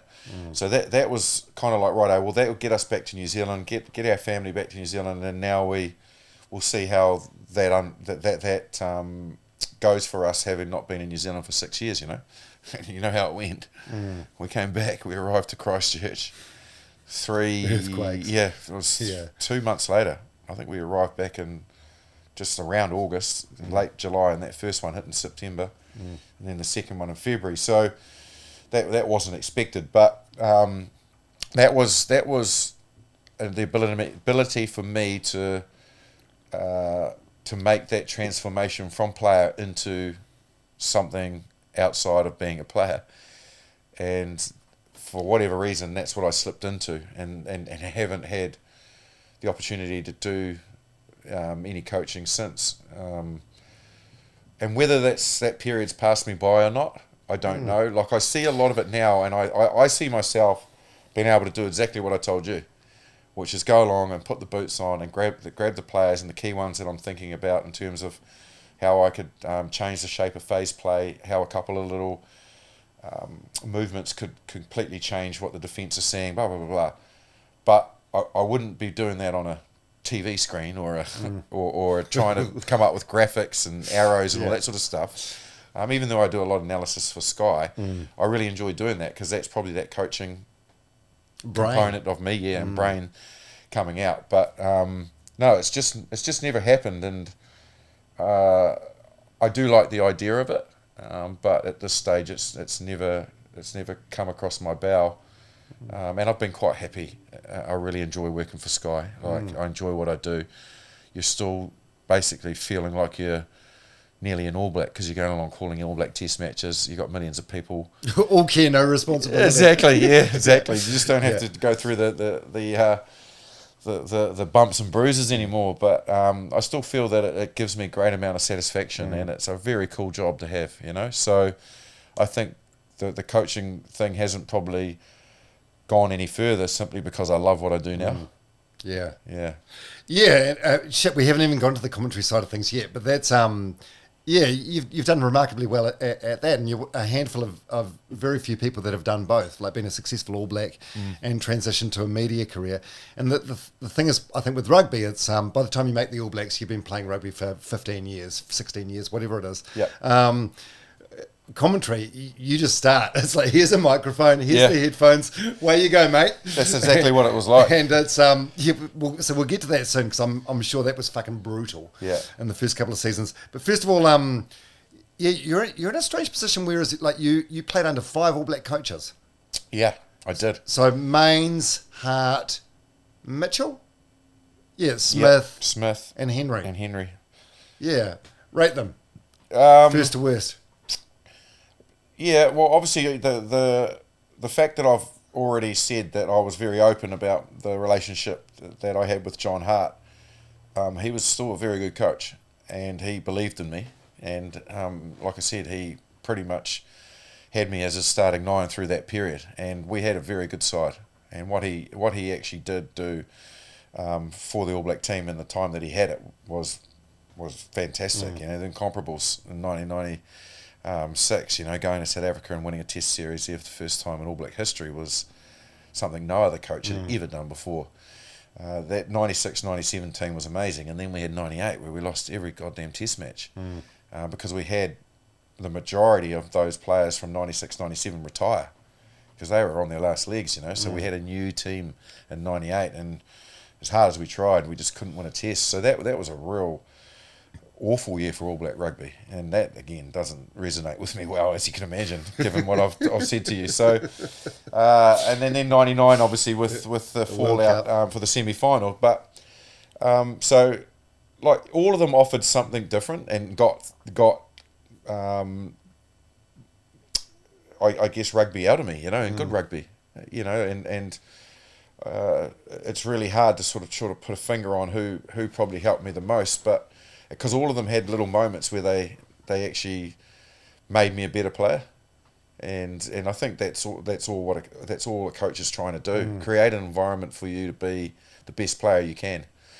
And I think they all achieve that. Yeah. There's no doubt about that. But actually, yeah, that was probably an unfair question saying rate them where's to first. Yeah, no, it's a valid question, but they're all got different areas where they're strong in that. You know, probably, you know, when Graham Henry got me.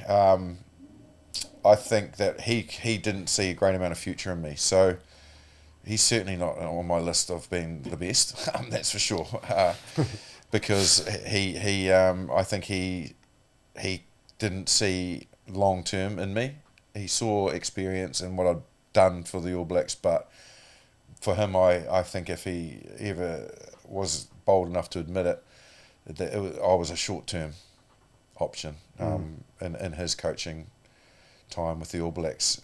So yeah, then it just leaves obviously you know, the John Mitchells, Robbie Deans, Wayne Smith, you know, they all got a lot of goodness out of me. Yeah, Mains selected you for the first time, so yeah, I suppose he did. There's a and Laurie was tough, man. Bloody hell, he was a tough coach, but he believed in me as well. Yeah. And what about John Mitchell? Weird dude?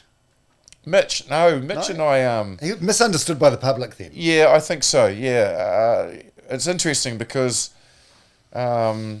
you know, we had Mitch is super competitive as well. That's probably the thing about him that people don't recognise. He was a hell of a good rugby player, and he was just competitive, you know. But he was raw. He was an old school coach, you know. So he needed good other foils around them as a coach, and I thought Robbie was a good one. Look, at the end of the day, they lost one test match. You know, I don't think we might have drawn one, or we may have lost one other with the 2 years we had them. But their record is very good, Mitch's and Robbie's. But obviously we had this whole thing with Cully, where Mitch dropped them, Controversial. I know. Most controversial thing since Buck Shelford. Yeah, probably. exactly. So that was huge, and so it didn't sit very, didn't sit very well with the country. That Christian Cullen was dropped by John Mitchell. Well, I heard James Marshall's What a Lad podcast a couple of weeks ago with Mitch's son on there. Daryl Mitchell, the cricketer. And he said he was a massive Cully fan at the time, and he goes, I didn't speak to Dad for a couple of weeks.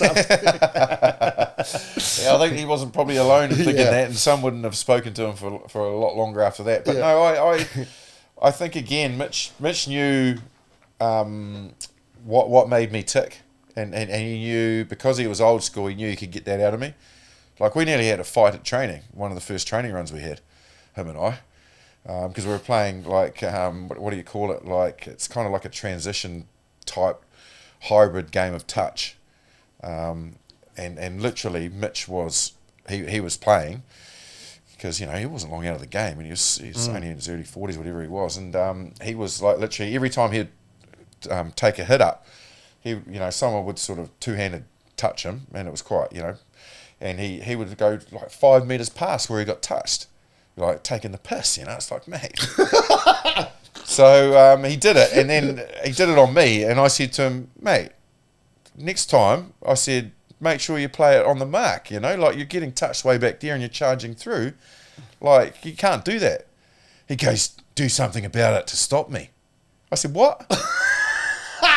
He said, yeah, do something about it to stop me. I thought, fuck you. So the next time he came up, he didn't see me coming. I came from his blind side, and I just shoulder charged him. Oh my God. And because I had the red mist, and then I thought to myself, oh, shit, I've just shoulder charged my new All Black coach. What am I doing? What am I thinking? Like, do I actually ever want to play for this team? He's never going to select me. He loved it, mate. Yeah. He loved it. He kind of picked himself up and went, good, like that. And then off he went. I was just like, Yeah, well, that's good. And what are your what are your recollections of the Wayne Smith era? Because I was thinking I forgot all about this the other day. But Wayne Smith, the professor, for what he's done in women's rugby the last few years, like he's considered one of the smartest rugby brains ever. So he lost a couple of games, and then questioned whether he was the right person. What happened there? I can't remember the full story. He sort of showed doubt, which in hindsight was probably the courageous thing to do. Absolutely, it was. But kind of backfired. Yeah, it's kind of a bit what I was alluding to before. Like he's an incredibly good thinker of the game and very innovative, not only in attack and defence. And we used to nickname him Techno, actually, Mertz and I. Just because. He loved the technology and being able to bring out, like... Well, not because he was into dance parties. He was always... No, he wasn't. Definitely not. No. The other nickname we had from him was Mahoney. You remember Police Academy? Oh, yeah. Yeah, the guy Mahoney with the kind of curly hair. I thought he looked a little bit like him. But anyway, nothing to do with the Blue Oyster in that movie. By the way, Police Academy references, you're showing your age. Yeah, you are. I know, shit. Yeah, sorry about that. But he just, the thing with Smithy is, though, he's just such a great mind of the game that to a degree sometimes he just couldn't switch that mind off. And like you knew that if you bumped into him in the corridor of the hotel or in the foyer or whatever, that if he kind of had been looking at something when you're in your relaxation time, he would still grab you and say, hey, I've just seen this, what they're doing on scrum defence, you need to think about this, blah blah blah. So his mind was always going, but he loves the game and he loves thinking about the game and again how to defeat the opposition, how to break them down, how to frustrate them, how to then be innovative and show them something they haven't seen from us before. All of that is part of his mindset, that's his creativity. But that's what he wants to do. He doesn't want to have to explain that to the public and to the media, like that to him was time consuming, and I think that's just what really got to him in the finish, that he couldn't stand up there and tell the public exactly how we're going to fix this, because that's beyond them and the media. He had to sit there and front up and listen to the bullshit. Why did the test match transpire into this bad 20 minutes, and why did we do this, and blah blah blah, and he just didn't like explaining it in that way. It just was, for him, it was wasting his time of what he's good at. And he just said, I just don't like doing this. I don't like having to get up and explain the situation, explain my selections or whatever. I just want to make this team a better team. That's my job. And I want us to win and win everything. But I don't want to have to get up and talk about that and justify it all the time. And that pressure for him was making him not the person that he can be. And he just said, you know what, I can see past that. I don't want to do this. And it takes balls to do that, I think so. And if you look back with the passage of time, I think he was probably quite unfairly treated, Yeah, he was. People didn't accept that they basically said that's your responsibility, that's your job, that's why you're the coach, And by him showing some sort of vulnerability like that, it's like, no, he's too weak, not right for the job. And again, this is this whole thing, you can do that as Crusaders coach, because there's a few people that are absolutely live and breathe the Crusaders, and they won't accept it, and they want you explaining, but the rest of the country don't give a shit. The people in the franchise do. But when you're All Black coach, the whole country wants to know, and the whole country cares, and the whole country want to hear from you. There's a massive difference, but there's no escape from it. Whereas, when he was coaching the Crusaders, we could just get on with it, and if we dropped the game, it was easy to get up, and a few of the media would care, and some wouldn't, and some would take satisfaction in it because the Crusaders are successful. But it's a different scale, which is what Scott Robertson's going through now. Like he is. He's hardly lost any games of rugby in his coaching career. You're right. Yeah. What was it? Six titles in a row. Seven titles. And he was equally as successful with Canterbury before he got the Crusaders. So he hasn't really had to fathom explaining losing very often. But when he did, and I remember seeing him after, it was 2 years ago, not last year, and he's a good mate of mine, and I said to him, "Champ, you all right?" And he's like, nah, not happy, angry. And they'd lost to the Highlanders, a game they shouldn't have lost.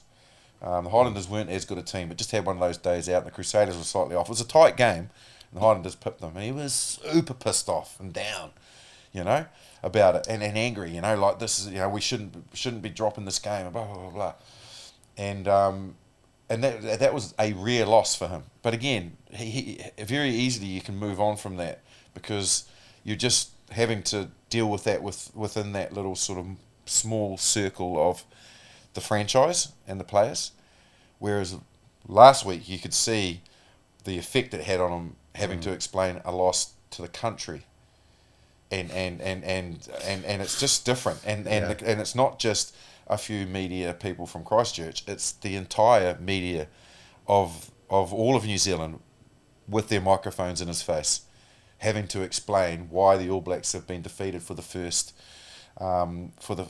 third time in their history against Argentina, and you've been the coach.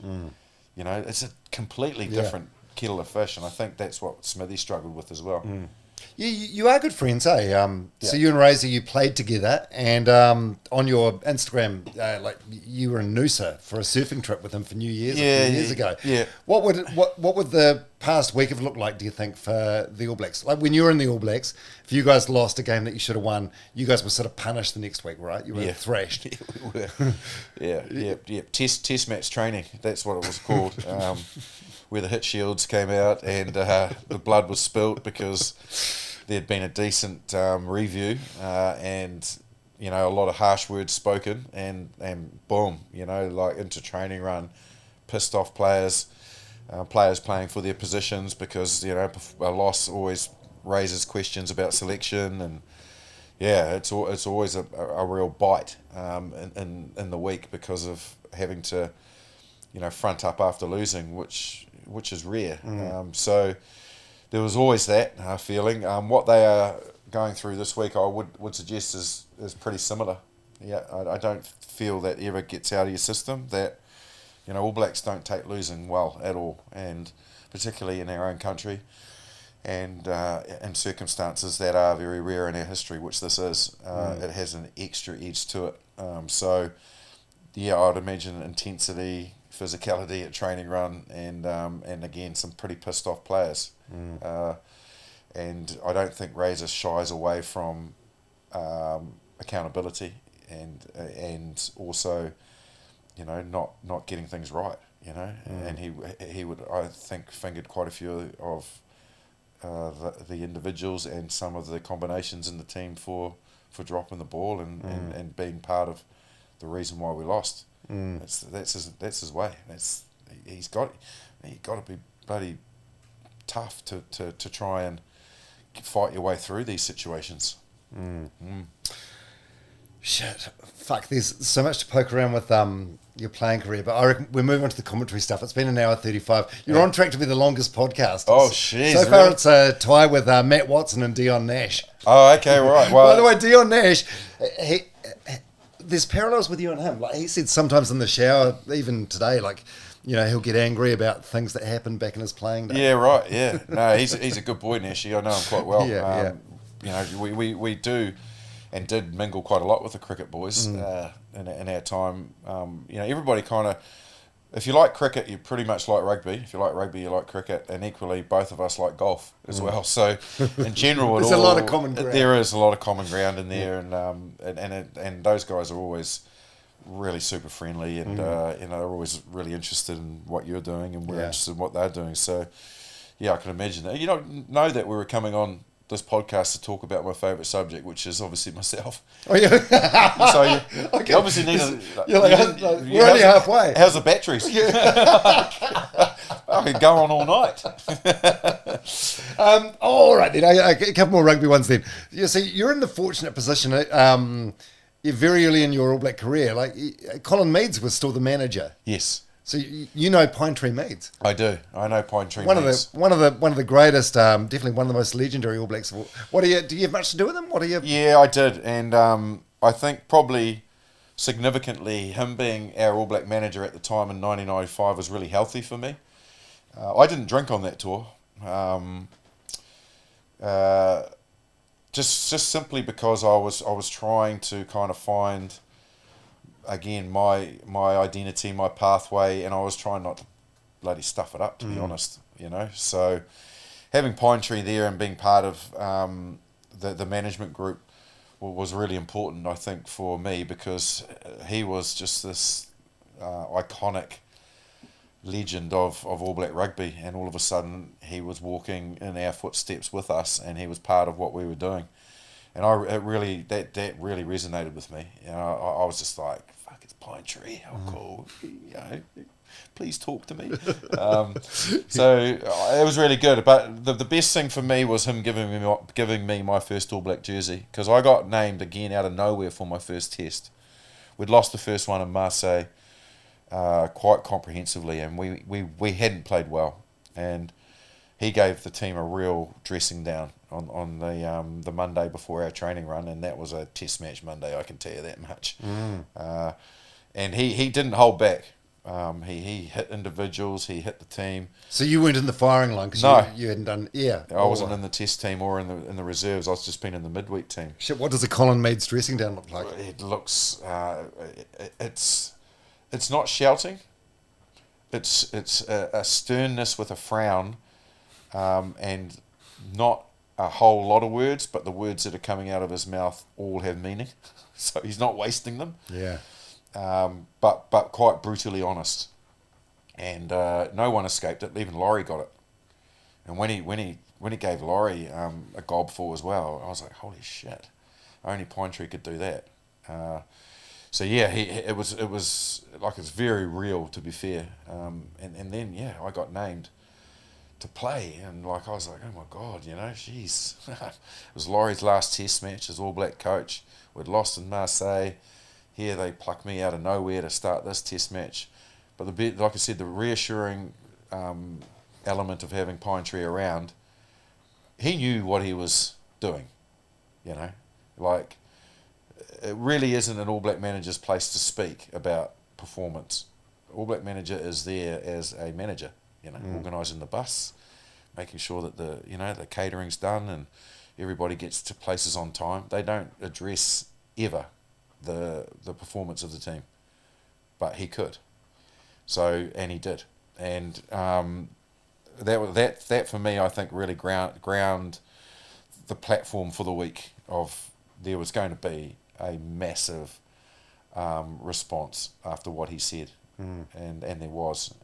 But him handing me my first All Black jersey is something that I'll never forget, you know. And but what he said to me was so what the All Black jersey is about, you know. And to be presented the jersey by him, I couldn't have asked for it to be any more of an occasion than that one that unfolded in front of my very eyes, you know, for him to be standing there, and he is a big man with his massive big hands and his big frown and his big eyebrows. You're like a brain. And like I said, he doesn't waste his words, and he called me boy, and he said, "Boy, I'll give you this All Black jersey today." He said, "You might only wear it today, you might wear it for many more test matches, but it's not yours. It's just yours to wear today and maybe in the future. And you are simply a caretaker of this jersey. And my challenge to you is when you give it back in the same place that I'm giving you today, or a better place. And if you've done your job, if you do that, you've done your job." And that's all he said to me. You know, that was basically my responsibility. Put it on. It's not mine. Like, there's great All Blacks that have worn that jersey before me. I straight away thought of Sid Going. When he said that, you know, I thought to myself, Sid Going has worn this jersey, and that's weird, isn't it? That I didn't think Graham Bishop had worn it just before me, or David Kirk, who had won the World Cup in it. First person that went into my mind was Sid Going. I thought, this is the same jersey that Super Sid Going wore. How did you even know who he was? My dad got named after him when he was playing rugby. Yeah, so they used to call my dad Sydney as in Sydney Going. He played halfback as well. My dad probably would have been very close to being you know, he was certainly a Southland rugby player, but he could have gone a lot further. But I came along, so he stopped playing rugby. But he played a very similar way to Sid Going, and then obviously, you know, Sid Going, you see the imagery of the type of player he was. I kind of didn't mould myself on playing like him, but I was a similar style of player to him. So yeah, for that to be my All Black presentation for my first All Black jersey, I was very, very proud that it was Colin Meads, the great Colin Meads, that gave it to me, and his messaging was so sincere, you know, like he was right. It was just mine to wear, and if today was going to be that only day, you know, and you give it on to someone else, you give it on in a better or same place, and you know, obviously we won that test match comfortably. So if that was my one All Black day performance, and that's all I did in the jersey, then I'd completed the task that he had set me. But then you get the thirst of wanting more once you've run out there and been a part of it. But I think my winning percentage of my 81 tests it's either 83 or 85%. So over 10 years. So not bad. That's good. Yeah, same as Graham Henry as coach. Oh, there you go. 85% over 103 tests. Yeah, so I'm thinking, okay, I think I gave it back in a better place. Done the jersey proud. Fuck, that's cool. What did you swap many? What have you done with your jerseys? You kept all of them? Did you swap some? Yeah, You've got them all. Yeah, I did swap. I heard Richie McCaw's a real tight ass with swapping jerseys. Yeah, I've heard that as well. Yeah, I only played. How many years the All Blacks? I played 2 years or 3 years with Richie as an All Black. And yeah, I didn't see him swapping jerseys very often. I heard he'd only swap it if he thought the opponent had deserved the right. Is that right? I don't know. I don't want to talk out of term about the great Richie McCaw, but did you? What are they catalogued at home? Have you got them hanging up? Yes, I kept the significant ones. You know, like obviously Test debut, 50th Test. 96, the incomparable ones, British Lions. You know, all of those ones that. Even the World Cup ones, you know, like all of the ones, like in 2003, you know, that was after 99 losing another semi-final was massively disappointing for me. But I had attitude that year. Like I was wanting to not have what happened to me in 99, being dropped in a semi-final, you know, and I wanted it to be a successful campaign. I was driven. I was, I think skin folds or something like 7%. Like I was fit. I'd never been in better shape. And I had people won't remember this because all they remember is what happened, which is us getting beaten by Australia and knocked out of the tournament. But I actually got named in the tournament team as the best halfback in the 2003 Rugby World Cup. So, you know, I was really proud of what I achieved in that tournament. And, you know, even though it's a semi-final loss, I still keep that jersey because I remember what I did in it that year, even though it's got a little tang of disappointment about it. But yeah, no, I've got all the significant ones, and I've got George Gregan's jerseys, I've got Rob Howley's jersey, I've got Jos van der Westhuizen's jersey, which means a lot to me, you know, to have his jersey after what he went through with Motor Nurin. And you know, George Gregan and I went out to South Africa when Just asked us to go over, and he was wheelchair bound at that stage, and actually he couldn't speak.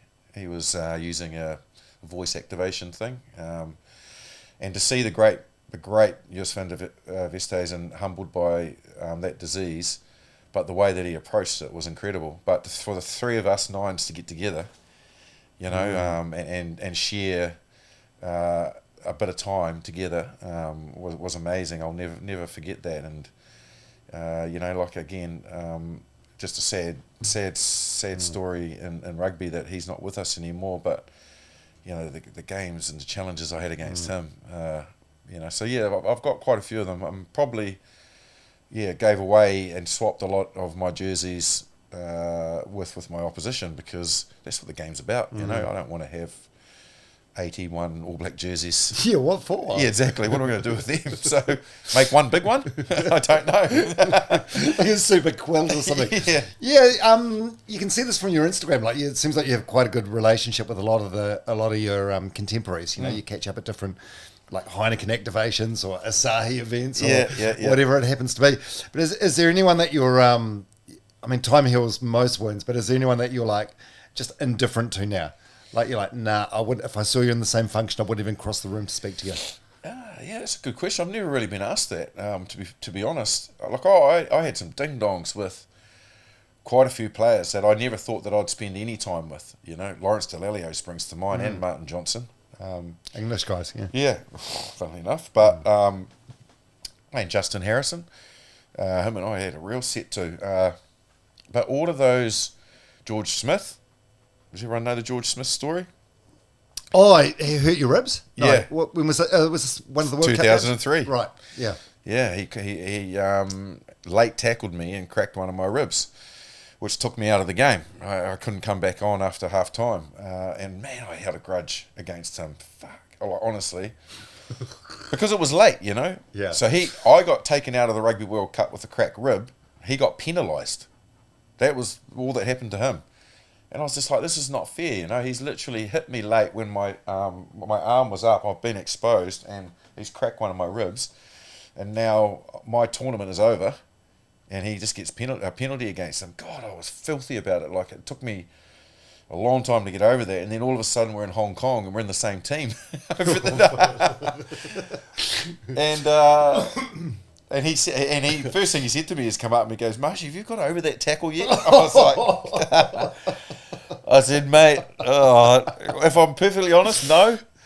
He goes, oh, yes, it was a little late, wasn't it? I was like, yeah. But he goes, oh, well, anyway, we're going to have a good week, aren't we? I was like, yeah. And you know, it just clears the air. It does. And it's been the same with, like, I played with Lawrence Dallaglio and Martin Johnson and Barbarians and World 15 games and all that. And just all rugby players are the same. They deep down, what you see on the field is not necessarily what you'd see off the field. You know, they all have a competitiveness or a manner about them on the field, but off the field we're all very similar, and it's just about working that out and making the effort. You know, and once you do that, no, I can't say there's anybody like. Obviously, everyone knows about Byron Kelleher and I's rivalry that we had. And oh yeah, so you were the guy, and he was like the guy behind the guy. He was the guy telling me regularly and telling the media that he's going to get my jersey. Right. So that wasn't something that basically said to me, "You're my teammate. I'm happy to teach you and for us to work together." because you're openly saying you want my jersey. I feel like that was the environment at the time, right? Kind of. I get it. It was less supportive and inclusive than what it is. Yeah, of course he wanted it. But did you guys hate each other at the time? Yeah, shit, yeah. Yeah. Yeah. Oh, yeah. And when we played each other. But so he was Chiefs. No, Highlanders? He was Chiefs and Highlanders, right. yeah. And you were, yeah, okay. Yeah. And there's one, I'll tell you this one thing, and I'll admit this now, so you're the first to ever get this on the record. There was a game, and I remember Steve Walsh was the referee, Highlanders game down at Carisbrook, and he was being niggly annoying, and he was playing quite well at the time as well, but it was a real ding-dong, Crusaders, Highlanders, and there was an instance where he ended up on the ground, and I was still on my feet, and he'd gone to the ground, and someone had flung him to the ground, and I was kind of standing in the vicinity, and I could see an opportunity to present itself, and I just didn't even think twice about it. So he was, if you can imagine, he was on the ground, and his hand was like that on the ground, and I made it, because you can see the video footage of it, because it went to the judicial, but I made it look like I didn't intend to do it, but I 100% am admitting now, after 3 Heinekens, that I went, you know what, I can't pass this up. So I just kind of pivoted around, and when I stepped like that on the front of my toes, but then I went, whoa, like that with the back of my heel, and I got the perfect spot, which is in the webbing. Ooh! Right there. Oh my God! And it just split his webbing right through there between the thumb and the finger, and obviously he carried on like a pork chop on the ground. And I just pretended that I'd, clumsily stepped on him, but I 100% did that with intent, and yeah, it ended up at the judicial because he accused me of standing on his hand, blah blah blah, and I was like, what? No, it did not. That was an accident, but. There you go. The passage of time. Admission of guilt. So we didn't. If you see us interact when he came on, substituting me, which he did for 90% of his time, we weren't still getting into cheap shots. Yeah, we weren't doing the big hug. Yeah. And hey mate, if we actually touched hands, that was a miracle. But then I saw him. So this is going back to what you were asking me before, and I hadn't seen him for quite a while, and he'd come back from France, and he was with his daughter in Wellington after a test match down there, and fair play, he came up to me, and I said, hey mate, how's it going? Oh, you're back, blah blah blah. And he's like, yeah, good, and we chatted, and then I grabbed beers, and we had a couple of beers, and it's funny, isn't it? Like, just part of it's the aging process, and you realise, you think, what is it all about? It doesn't fucking matter. Yeah, exactly. Yeah. Did you say to him, how's your hand? Hopefully he's not the most popular podcast in New Zealand. He's probably going to hear that. So, unfortunately, that was something that I've now admitted that he probably will hear about. Yeah, well, he's he's got his own shit going on. It seems like he's dealing with some demons at the moment. Yes, he is. Yeah. All right, mate. The rugby yarns are great. Hey, by the way, you're on another podcast now called The Good, the Bad, and the Rugby with my mate Andy Rowe and Jeremy Paul. Yeah. It's a great podcast, by the way. Thank you. Yarns like this every single week. Yeah, it is. Yeah, no, it's really good. I actually, it's a spin-off of The Good, the Bad, the Rugby, the UK, and I went on their show a couple of times. I really enjoyed it, albeit a couple of times they've ambushed me because I've gone on, and in France last year, I'd had a night out, and I kind of turned up a little bit dusty, and we're on this rooftop in France, and it's like, Marshy, can you come on The Good, the Bad, the Rugby? Yeah, he'll come on to us. So anyway, and I go on, and Tins is like, well, mate, fancy a beer? And I was like, mate, it's 10:30. And he's like, yeah, you look a little dusty though. So obviously, two beers later, 2 pints later, I'm kind of like, spinning off in all directions. But no, so you say. By the way, I'll just pause you there. You say Tins. This is Mike Tyndall. Mike Tyndall, who's the husband of Zara Phillips. Yeah, one of the Queen's granddaughter. Yes. Yeah. No, it's, he's a great man, Tins, Mike Tyndall, and Zara.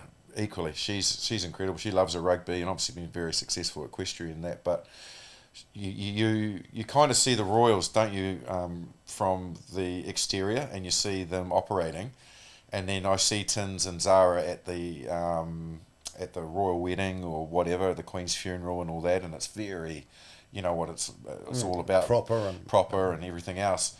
and then literally you can be in a bar with them in France or in Japan or wherever it might be, or in England. We even, I know Tins that well, even they hire a place out in Wanaka and go for a few beers with them in their place in Wanaka, and they're just normal. Like, especially Zara is, like, she's so normal. Yeah. She's just like she's like a bloke's girl, you know. She'll be like, I don't know, just I'll have a beer and whatever if there's a drinking game going, you know. She's just real great company. They both are. So, yeah, very easy to go on the show with them. But it's nice for us to have an opportunity to do a spin-off of what they are doing. And like you say, it's just rugby yarns, previewing, reviewing the game, getting guests on, and just having a general chit-chat. So, yeah, good, the bad, the rugby, Australia, New Zealand version. And I'm actually really enjoying it, Tom, to be honest. And you're doing a great job. So, my mate Andy, he's like the guru of podcasts. Well, no, that's what he calls himself. He does call himself that. But I was down catching up with him last week, and there was like a barrage of voice notes. You're a voice memo guy. Yeah. Like 3-minute long voice memos. And I was impressed, and he's suitably impressed with like the work and the dedication that you're putting into it. And it made me realise just why your broadcasting career has been successful, because the same sort of, I don't know if intelligence is the word, but the same sort of effort or intelligence you put towards your rugby career, you've done this to this new thing. And it seems like whatever you do, this is just the effort you put into it. Yeah, I do. Yeah, I'm a bit of a perfectionist. Often when I get asked to go do speaking engagements, and I do them regularly, the corporate ones, and you're asked to do whatever style. So you can either do a story which is just yarns and a bit of a funny anecdotes, whatever it might be, or motivational. And if I'm talking motivational, and I often get asked about this, about the All Blacks, I feel they say what made and does make the All Blacks so good, and I said that it's because as All Blacks you're never ever satisfied. You're actually seeking the perfect game. Like, I reckon there's been probably 3 or 4 games that I can remember where we were in that 90%. You know, the one you remember the one at Wellington, one of the last ones at Athletic Park against Australia, and it was a miserable old day in the mud and crap and shit, and we just hardly put a foot wrong that day. I think we beat them by 46 to something or other. Wow. 6. And that's when Australia was good. Yeah, they were. Yeah, and we just demolished them, and there wasn't much that went wrong in that game in difficult conditions, and some others that that are there. But I think you'll never get perfection. There'll always be something. There'll always be, even if you got to 99, there'll be that 1% that'll just wouldn't have been quite right. And I think that's kind of what I'm like with my approach to when I take on projects or take on anything in life. Like, I'm trying to do it as perfect as I can and deliver that perfect performance or product or whatever it might be.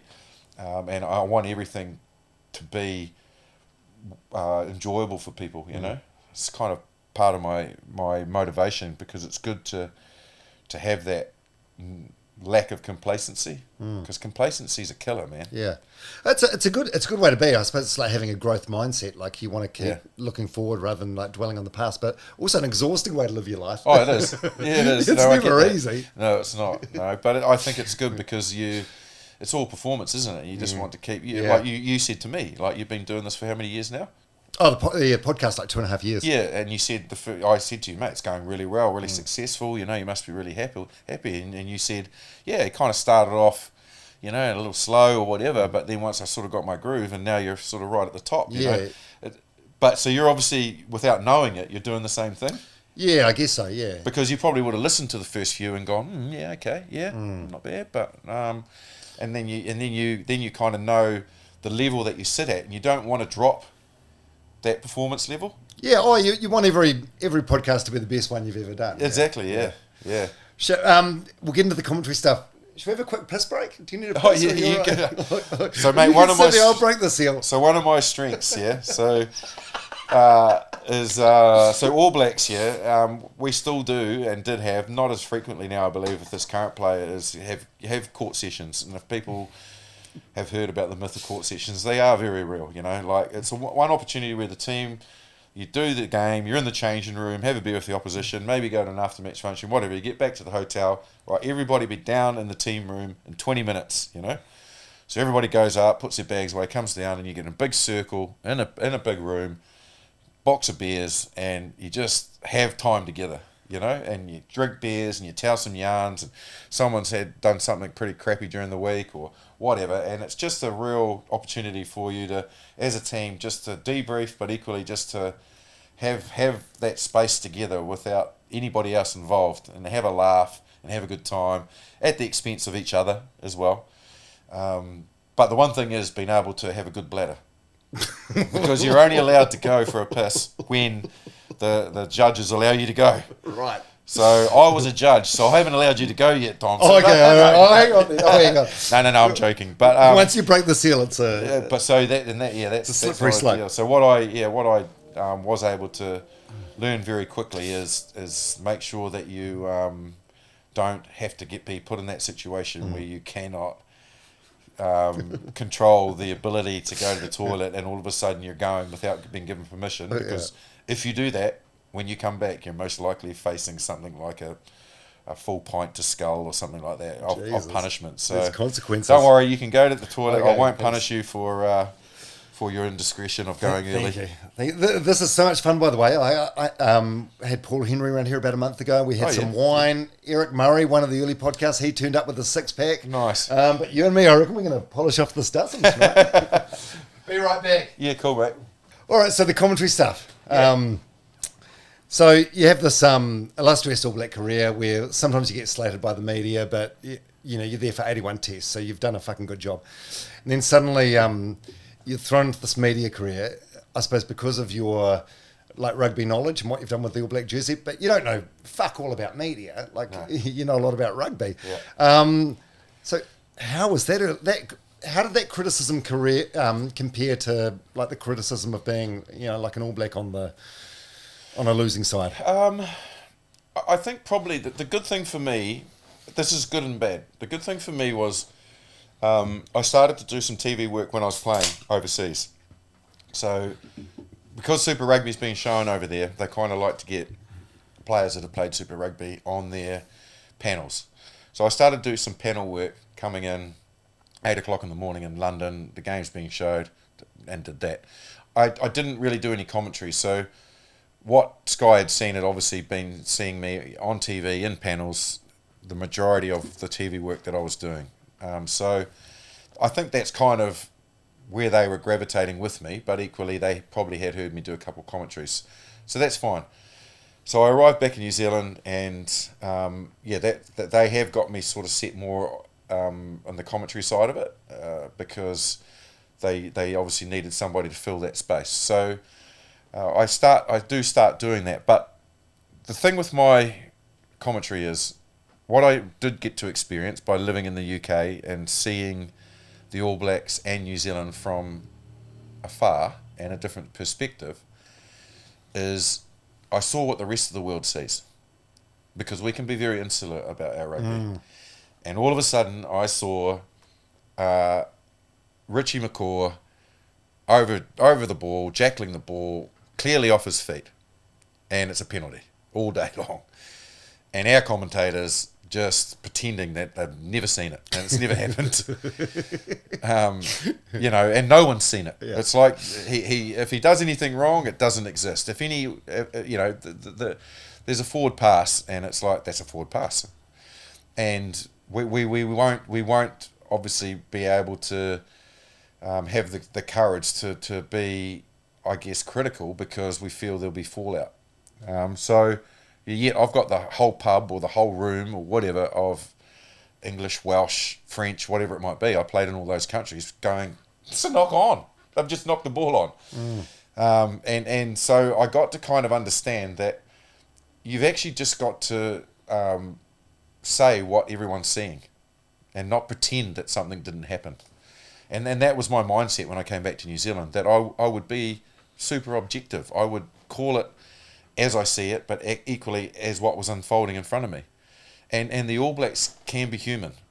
You can actually criticise them because they actually have had a shit kicking exit.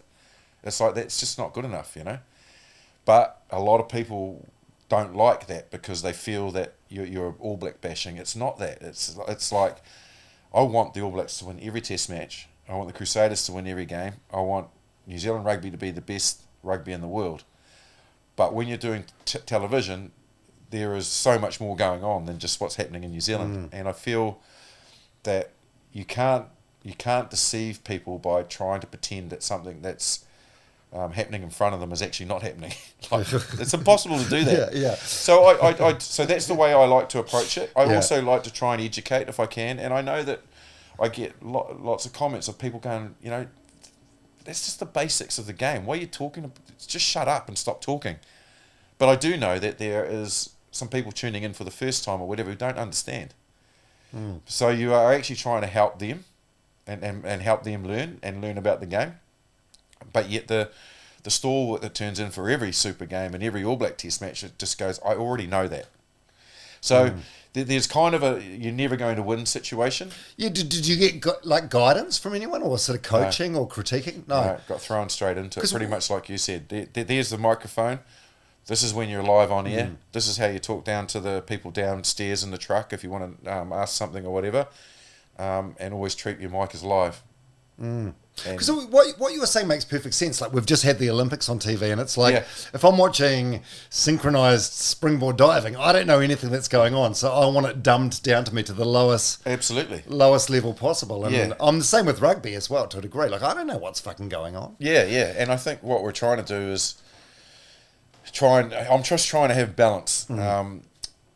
But yeah, you never, like a player, all I've done is just know that I'm not going to always be everyone's favourite. But the criticism early on, did it sting? Like, there was a Facebook group. You remember when Facebook groups were a thing? Facebook group. There's one, Get Justin Marshall off Sky Sport commentary. Right. I mean, it's only 7.7 thousand followers, so it's not massive, but still, like, it's hurtful. It's enough of people, feeling that they actually want to go a step further than just offering criticism to starting a Facebook page. But no, I don't feel that sort of noise I don't listen to, and there's no point in doing that to yourself. Like, that's not going to help you, and it's not going to change me. Where does that strength of character come from to ignore that noise? Same as when I was a player. Like, I would literally go into a supermarket, or because it doesn't always have to be a pub, and someone could stand right in front of me and tell me that they didn't feel that I was right for the job and I shouldn't be starting for the All Blacks or the Crusaders or whatever it might be. And I just say, look, I just need to let you know. And it's like, well, thanks very much for that. You go have a good rest of your day. That comes with the job. And it shouldn't, though. It shouldn't, but I guess if they're saying it on their couch, when they see you, they feel that they should be able to say it to your face. You don't necessarily have to deal with that during your normal everyday, just trying to get away from the game, but you can't ever do that when you're an All Black and the profile that All Blacks have. So I think all of that noise that does surround those situations, including what you said about commentary, it doesn't it doesn't consume my energy and time. I don't. All I try to do is exactly what I try to do as a rugby player. I go out and deliver a really good, seeking perfection performance in commentary or on the panel or whatever I'm doing, and hope that I'm calling the game for the excitement level that it's at, or what's going wrong with it, or whatever it might be. And people, regardless of that type of performance, some of them you'll never sway. They just don't like you, and I think that's life. Like, say for example, if I said to you, okay, we've got a final of the Grand Slam tennis coming up. We've got Federer versus Nadal. Now, you'll like one or the other for whatever reason, out of interest. Who is it? Is it on clay or grass? it's on. Yeah. Well, actually, it doesn't fucking matter. Nadal. Have you seen his biceps? Yeah. True. He's so handsome. But people will have their favourites regardless. Yes. It's just natural human nature. And you could deliver the performance of your life, but that person you'll never convince that you're the right person for Yeah. them. For them, you know. Yeah. How yeah, I used to work in music. Oh, don't worry, the dog's just trying to dig a hole in the sofa. He never gets it. No, he won't. I worked in a music radio station for years, and we had a sports station in the building, and I saw some many ex-sports people come through, and like names that spring to mind are Monty Beetham, Jeff Wilson, your old mate, and Jenny May Coffin. And one thing they all sort of had, I noticed, is this drive for like self-betterment, self-improvement, and just to like accelerate the process and learn the media game as quickly as possible. I feel like it was probably the same for you. Like, did you just sort of soaked everything up? And Yeah, I think so. I think probably I'm a little bit more of a feel person though. Like I just, if I enjoy what I'm doing, then I want to improve, and that'll just come naturally. I'm not a researcher. You know, I won't go look at other commentators or panelists and try to maybe replicate them or try to take away certain elements of what they're doing and add it to my repertoire. Equally, like I don't like rehearsals, but we have to do them with TV. But how do you rehearse a game? Well, you do. You have to rehearse the opening, right? Rehearse, the sequence of the haka, how everyone's timing goes, so that you're not talking over each other, and then you kind of rehearse your way through what we're going to put together in a pre and a post game show and all that sort of thing, so that it's all fluid when the time comes. But I don't like rehearsals because I don't like premeditating myself. I would rather when we're commenting on some sort of footage, or the presenter asks me a question, that what comes out of my mouth is exactly what I'm thinking, not what I've thought about an hour and a half ago in rehearsal. And so I don't tend to really offer much comment when it comes to rehearsal, and it might look like I'm not interested, but what I'm going to do is not overthink and try and come up with an answer, given that the question could change and the context of the question could change as well, because then you set yourself up to look a bit stupid. So I'm more of a feel person. That I would say that I'm not that methodical, that I'm more spontaneous. And I think that's what the game is. Like, if you try to prepare yourself for what's going to unfold in 80 minutes, then you're setting yourself up for disaster, because anything can happen. Like, no one expected Argentina to win last weekend, but it happened. Yeah.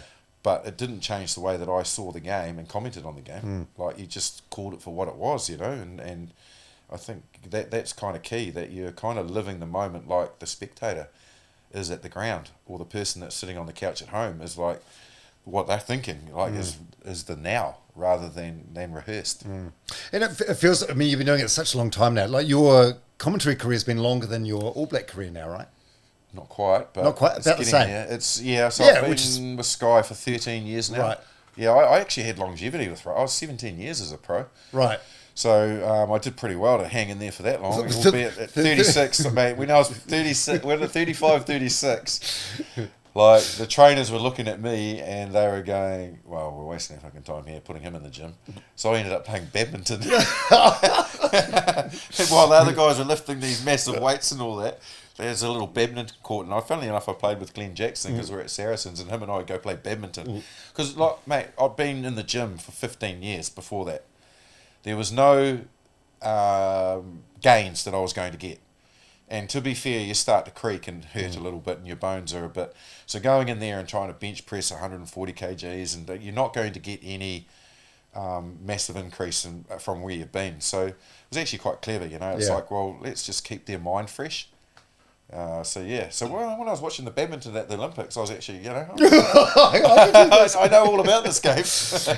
What about some of the things you've said? Did you trademark like Boomfer? Boomfer and Yes Boy and Me Oh My? Yes, I did. Yeah, I only trademarked them not because of commentary or anything, worrying about anybody else using them. I was going through a stage where I thought I'd quite like to do some make a beer and a few beers, and that maybe that using those types of phrases, power phrases, might be part of the brand work. So I just did that for that very reason. It wasn't for anything else to do with media or television or any other part of life. So well, boomfa's not a word for a start off. Yeah. So are these just things were they premeditated or things you just came out of my mouth? When I was watching club rugby back in Matara back in the day, I was playing as a kid and then watching the main game of the senior team playing, and this whole group of us kids used to sit in the hedge and watch it. When someone got smashed, we used to go, "Oh, boomfa," like that. But it's not actually. It's not it's not in the dictionary. Yeah. So it just came out of my mouth when I was commentating, and it kind of sounds. I don't know. I think it kind of sounds what's like impactful, doesn't it? It's like boomfa, rather than pow. Do you know what I mean? Yeah. Because pow sounds a bit weird to me. What about me? Oh my! That was a balls up. Oh. No, it was, mate. It was a balls up. So basically what happened was, and this is like people thinking, you've done this thing. But so there was an awesome period of play, and I remember it was at Eden Park. And I went to say, because I didn't know, can you say, "Oh my God"? Like, because... there's certain things that can get criticism for words or whatever that you use, and I don't know if I was going to upset, blasphemism or whatever, Yeah. So I went to say, "Oh my God," but then my mind went, "Don't say that word," because I don't know if it's correct or not, or if people can say that, even though we say it in everyday life. Is it allowed to kind of, I don't know what I was thinking, but so I went, "Oh me, oh my, I've enjoyed that," but it was supposed to come out, but my brain went, "Don't say God," and so I went, me, oh, wow, I've enjoyed that, Oh, so did you only say it once? I only said it once. Oh! Yeah. So many people, I said on Instagram, you're coming, so many people said to ask him. I thought it was like a catchphrase that you say often. I've said it a couple of times since, but right. That's been very rare, but that was just as a kind of, when something really spectacular, I've kind of said, "Oh me, oh my, I've enjoyed that," and then there's kind of the yes boy part of it. But yeah, no, that was very, very much a kind of jumbled word explosion of crap, to be honest. And yes boy, I understand. Like, I can see if you're playing golf with mates and they have a good tee shot, you'll say yes boy. I understand that. Yeah. What about the Rugby World Cup last year when this was quite highly publicised? You weren't selected. Did that fuck you off? Did it sting? It'll always sting, because people having listened to this podcast will kind of hear the competitive nature of me and the perfectionist. And obviously the ultimate in rugby is to go to a Rugby World Cup. And Sky actually hadn't had the rights to a Rugby World Cup since 2015. So, last year in France was the first time that we'd got those rights back. So to not be chosen to go was, it stung. I wanted to go, and I felt that, there is always... magic moments and huge opportunities in the game, and this is one of them, a Rugby World Cup. But that just didn't eventuate, and Sky had a team that they wanted to send. So, look, I was definitely disappointed about it, but, still contracted. So it wasn't the end of the world. It was just a bit of a blow not to be able to go, because you want to be part of the biggest thing in the game. Yeah. Do you get told why? Like, if you're an All Black and you miss out on selection, you'd like to think the coach should say, "This is what you need to work on." Is it the same thing with commentary? Yeah, pretty much. Yeah. But obviously, when you're sending a broadcast team, you've got to think about the entirety. And we had 8 weeks, I think it was, over there as Sky, as a broadcaster, to produce content. And it's not just about what we're doing on game day. We've got to send back all various pieces for shows, Crowd Goes Wild, social media pieces. The Breakdown show was being hosted by Over There. So just in the blend and the mix of it, what Sky wanted to send was the team that they sent. And they said, it's hard on you because you're not doing anything wrong, but this is the team and the dynamic that we want to send, because that way we can cover all of those aspects of our broadcast, which is just not one thing. So yeah, that was basically what was said, and you know, it's like anything. It's like a coach coming to you and saying, you know, you're not part of the team this weekend, or you're going to be on the reserves.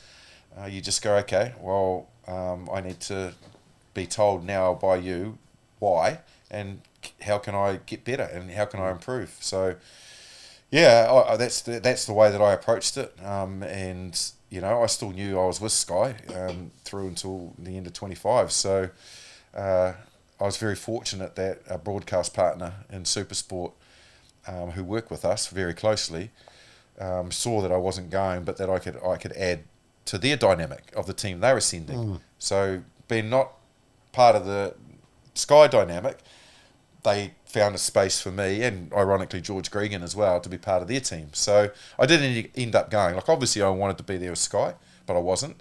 But I ended up going anyway and being part of a really good broadcast setup, and with guys that I knew, and I loved it. I had a really awesome time over there. Yeah. Yeah, you seem to have quite a good attitude with things like that, eh? Like, you know, you take these setbacks on the chin, go away, lick your wounds or whatever, and then... I do, Dom. Like, I'm not, you know, not saying that it didn't, you know, have an effect on me. Yeah.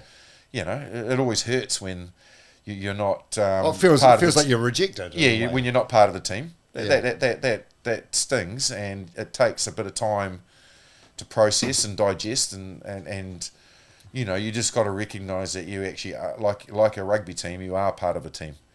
And just because you're not part of this particular situation doesn't mean you're alienated from the team, and that you're not important to the team. It just is a decision that's being made for that particular point in time, and you've just got to process that. You know, Yeah. Again, probably me, like I said earlier on, learning about my competitiveness, learning about, you know, being rejected or substituted, kind of helped. But the initial, you know, period was hard. It was tough, and then, you know, you just got to try and then you know, keep your head up and move on. And look, it all turned out brilliantly for me anyway. So, you know, one minute you're thinking, oh my God, this is... Did I just say, oh my God? One minute you're thinking... Give me a boy, oh boy! Jeez. And what is it, boy, Me oh oh boy? my, bloody Me hell. oh my. 1 minute you're thinking life is real shit, and then you find a pathway, and life goes on. Yeah, and it does. It was brilliant. How's your mental health been over the years? No, one thing, you and I are exactly the same age. I'm like 6 months older than you, and one thing I know is that no one gets to like 50 without being kicked in the dick a couple of times, metaphorically. Yeah, true. Yeah. No, mine's good. I think you build up a great deal of, I guess, ability to make sure that you don't let the little things bother you. You know, like, I think probably a real catalyst for me was in 1999, after being dropped for that Rugby World Cup, and the criticism that I was getting from the media and the country. And I think that kind of pressured John Hart into a decision that he felt that he needed to make, without actually just using his real good coaching brain and going, I'm not going to listen to all that noise, and he did.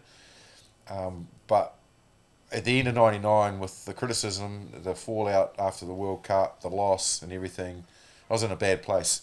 And that didn't stop leading into the next year. And I remember having the weight of the world on my shoulders, and I was listening to everything, reading the papers, listening to all the criticism and the comments about, you know, my time is done and all that sort of carry on. And Wayne Smith, of all people, recognised it, and he could see that I was, you know, walking heavy. You know, I was absorbing everything, and he could see it in me and my mannerisms and the way that I was behaving. And he came and said to me, mate, you're right. And I was like, yeah. He said, no, are you really all right? And I was like, hey, all of this spotlight on me, and all this chat about whether I'm good enough and whether my time's done, and people criticising my past and you know, whether I was ever going to be an All Black again, and all. I said, he goes, why are you listening to it? And I said, I can't help it, mate. It's everywhere. Like, everywhere I go, you know? Yeah, and that was a different era. It was like 25 years ago. I know. And I was like, far out, man. I can't get away from it. He said, yeah, but why are you absorbing it all? And I said, well, because it's in my face. And he said, yeah, but you don't need to take it all in. He said, you need to learn, and this is the key thing. He said, you need to learn to be a filter. He said, so put it all in the filter, and then he said, filter the good stuff that you feel is valid, and it's coming from the right people, and it's the right information, and use it. And he said, the other stuff, just put it in the shit tray out that filter, and just forget about it. He said, because it's not going to do you any good. If you absorb everything, you're going to be a complete mess, which you look like you are now. And all of a sudden, I just put down quite a few of the poison pens, you know, just put aside a lot of the things that I was looking at and listening to, because I couldn't help myself. I was driving along the car and Radio Sport was on, and I'm like, shit, I wonder if they're talking about me. So anyway, I turned the radio on, and sure enough, they were. And then you know.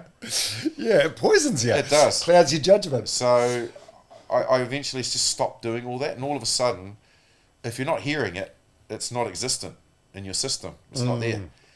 So, you know, and as long as you've got good people around you, they won't tell you that they've just been listening to the radio station or just read the newspaper saying that you're shit. They won't bother with that. They'll just, you know, talk about other stuff. So I think probably that's where I built my backbone, you know, back in 99 when I learnt, you know, for all of that that's coming at you, if you actually filter it in the right way, you'll still be able to stay really positive. Yeah. And what about the Christchurch earthquakes? What impact did that have on you and your family? You guys, you loved Christchurch, but you left and moved to Queenstown. Yeah, after we did. We pretty much. That was the catalyst. Yeah, it was. Yeah. No, and it wasn't running and hiding. Our children weren't coping. How old were your kids at the time? 8, 6, and 4. Yeah. Yeah, my partner, she was living in Christchurch at the time. Yeah, she's still deeply impacted by it. Yeah. It had a huge effect on the family, and in particular when you see your kids frightened, you know, and you can't protect them. That really has a effect on the way that you feel that you are parenting, and it was the aftershocks that really. You know, like every time there's an aftershock, the look of fear and confusion on their faces, because they got stuck at school. Like Lucia, my daughter who was 4, Nicole had her when it hit, but they kind of got thrown in the car across the road, and they were lucky because we were on a hill in Sumner, and it literally just picked the car up and threw it across. So she had already got her from school, from kindergarten, but the other 2 boys got stuck at Sumner School. And obviously there was deaths from rockfall and that around, but we couldn't get to them, and so they were obviously on their own, you know. So yeah, very hard for them because they didn't have the appearance to kind of get to them real quick. And funny enough, they were looked after by Jane Robertson, who's Scott Robertson's wife. Amazing. Yeah. How? So, because we're all Sumner people, right. She was able to get there because she was on the flat, living in the flat, but we're living on the hills. But no, it was a very, very significant time in terms of looking at them and just knowing that they weren't right, and that mentally, you talk about that mental side of it, they weren't handling it. And we had the ability to move, but simply because we'd just got back from the UK, so we were only renting a house, so we had nothing holding us to Christchurch. And we didn't leave out of not wanting to support and be part of what Christchurch was going through. But first you have to look inside your own front door. Yeah. Inside our front door, I saw 3 kids completely broken by what had happened to them, and they weren't handling it. And the more aftershocks that happened, the worse they were getting, because they were just rumbles, and it's that uncontrollable, you know. So you can't control that. So yeah, we opted to leave and haven't looked back. Yeah, been in Queenstown. Since then, so that was completely different to where I thought I would be when I moved back from the UK. Yeah. What about your best and worst qualities? What do you think your best and worst qualities are? Or let's rephrase that. Say your wife Nicole. How long have you guys been together? Since, golly, you're going to ask me about how long we've been married, aren't you? No, I'm not gonna. I wouldn't throw you a hospital pass like that. So, but it's a successful relationship. You've been together over 20 years, right? Yeah, we have. Yeah, absolutely. It's yeah. amazing. Yeah. And by the way, we used to kick around in Palmy. Like I know. I went through the plaza in Palmerston North one day. She was working in a shop called a Spree, and she was the most. This isn't an insult, by the way. This is serious. She was the most beautiful girl I've ever seen in Palmerston North. Oh wow, awesome. Yeah. Oh, I'm going to relay that. Yeah. I obviously thought the same thing, didn't I? So, but that wasn't from Palmerston North. That was from Christchurch. Yeah. But what would she say your best and worst qualities? Yes, I think probably my best and worst qualities are probably similar, to be perfectly honest. Like, I enjoy as much as anybody a good socialising situation like we're having now, and a few beers. But probably when you think about responsibility and that, you know, sometimes I get the sort of, I don't know, the better side of having a good time, let it go too far, you know. You kind of like probably should just recognise that there's you know, there's kids sport on or doing whatever. But no, I think when I think about me as a people person, it's kind of then balances out that way as well. That I enjoy being around people and functioning around people as well. So, and then a lot of my life is revolving around dealing with complete strangers, which is a weird situation to be in, because you're literally having conversations with people and commanding their time, and they're commanding your time, and you don't know them, so you're like small talking big time. Yeah, that to me is kind of a funny dynamic of what I do. And a lot of that is there's some of the corporate stuff, but equally people you see at grounds and all that sort of carry on, and they stop you and they want to chat and ask you questions and that sort of thing. So I think in terms of one of my best qualities, it's my patience, and everything that I've told you defies that answer because it doesn't sound like I'm a patient person. Yeah. But I am, because, you know, you've got to be have the ability to, it's that 10-1 rule, isn't it? Which I learnt quite quickly, which is, you know, you can have a conversation with someone, and that can be good, and the person will go away and they'll tell one person that, you know, Justin was a really nice guy and he took the time, and, you know, we grabbed a photo, etc. You have a conversation with someone and you say, you know what, you've actually taken up enough of my time and you've actually been quite rude. So if you don't mind, I don't want to talk to you anymore, and they'll go tell 10 people. And that's the law of the lay of the land, isn't it? You can't win. So you've got to have the ability to be incredibly patient to allow people to have their time, but that's impacting on your time. You know, it's like, okay, you've now had 20 minutes of telling me why, you know, you're not good at your job, and why, you know, this is going wrong and that's going wrong. But I'm thinking, but I've also got 3 people here that I've been socialising with that you've taken up their time and my time with them. But the minute you tell them to piss off, you're the villain. Yeah, the threshold for that sort of thing, if you want to know, it's quite high, eh? Like even if you have a photo with someone and then just send them on their way, they can be like, oh, he wasn't particularly friendly. No, you know? But you're not part of their evening. Yeah. But they make you part, and then so I think probably patience for me is one of my better qualities, and then equally, as you've heard, my competitiveness gets the better of me more than anything. You know, still does. I can tell. Yeah, it does. It's a blessing and a curse. It is, and you know, competitiveness can spiral, and I think probably the more that gets out of my system now, the better, you know. I don't know.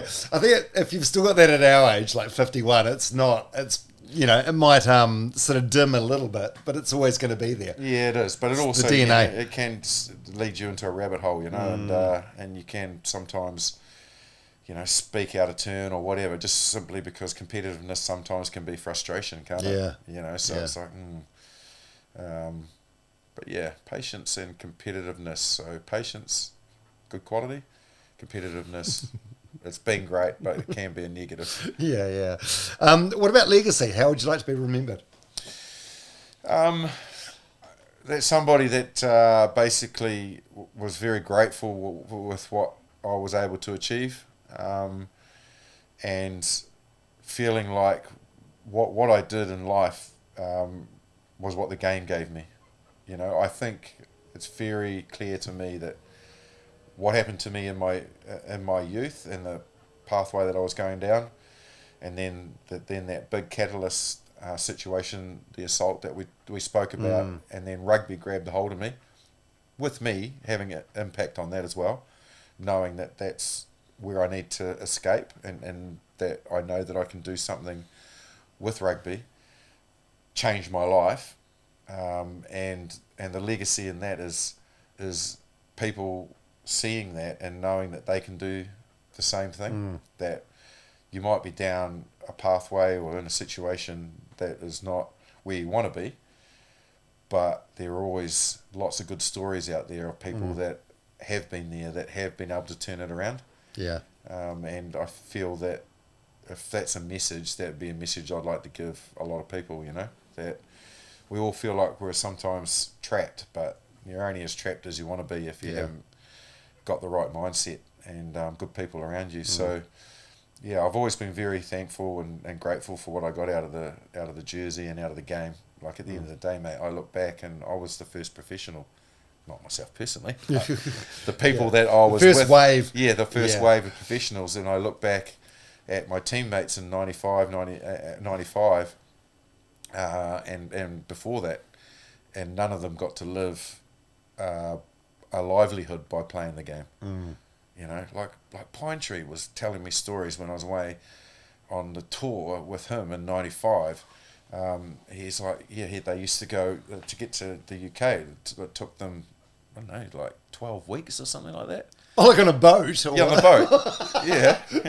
Wow. And he said they got a daily allowance of, I don't know, maybe it was something like 3 shillings. And he said, that 3 shillings or whatever it was, he said there was a phone, and he said there always used to be a phone queue to ring back, and he would need to ring back because he would need to ring back to the farm to make sure everything's functioning on the farm back in Te Kuiti. Oh, yeah, Te Kuiti, yeah. To Vera, his wife, and Verna. And he said that he would be standing in the queue, but the queue was taking forever. And he did know that, obviously, with that money, that he could also go buy a couple of pints. So he's sitting there jingling these things, thinking this queue's taking for ages. And he said he must admit every now and then he just decided, you know what, I'll make the phone call tomorrow, and off he'd go to the bar and spend his money in the bar on the boat. But I think, you know, like again, I talked to you about timing and luck. You know, like when I look back at what a lot of those All Blacks rugby players in general had to do before us and didn't get paid to do it. That, you know, they sacrificed everything for the jersey. Yeah. You know, and many of them costing them their livelihoods to be away for 3 months from New Zealand when they're on a UK tour on boats and stuff, you know, like, man. So, yeah, I think, you know, legacy is all about making sure that you recognise history in the past, that you've yes, you've added to it, but equally you hope that you teach people that go forward that, you know, behaving with respect to what's been before us is the way to make sure you look after that jersey. Yeah. I reckon that's probably a good place to end it, mainly because I need a piss again. Yeah, do you? I'm not far off. What are we, 4 deep? Mate, this has been incredible. Longest podcast ever. We haven't even brought up Andrew Mertens either. The whole Mertens Marshall thing. Yeah. Another time. Yeah. Hey, thanks for being so generous with your time, eh? It's been really great. It's been really cool. No, thank you very much for having me. I've really enjoyed coming on. It's nice just to just spin stories and not have the worry about where they gravitate to. Is it? It's like we actually could be sitting in a bar somewhere and just shooting the shit, you know, and talking about you know, the way things have kind of evolved for both of us in our 51 years, and you 51 years and 6 months. It's good. No, it's good. I like where I'm at in life. I sort of think it's like we're into the second half of the game of life. Yeah. But there's still a lot of game left to play. Yeah, there is. Right now they'll be taking you off putting Byron on. No, shit, no, don't do that, mate. Don't do that. No. So if you do that, you won't be allowed to go for a piss. There was the All Black career, which is amazing. The media side of things, which is going great for you as well. I'm excited to see what's next. Maybe it'll be a continuation of the media. Maybe there'll be a third chapter. Yeah, well, this is right. Yeah, and you just don't know, do you? It's that interesting dynamic of moving from, like I said, contract to contract, and really enjoying what we're doing with this podcast. And that's a pivot, which is quite cool. Yep, link in bio. Exactly, link in bio. Yeah, and then equally who knows? Like I said, I don't know if fully out of my system coaching is completely gone. But. Yeah, well, on that, so Graham Henry, when he won the World Cup in 2011, what was he, like 71? 85 or something? No. He's like Biden. He wasn't young, was he? He's like Yeah. Hey, Justin Marshall, it's been an absolute pleasure, mate. Thank you so much for your time. Thank you so much for having me, mate. Really appreciate it. It's been good fun.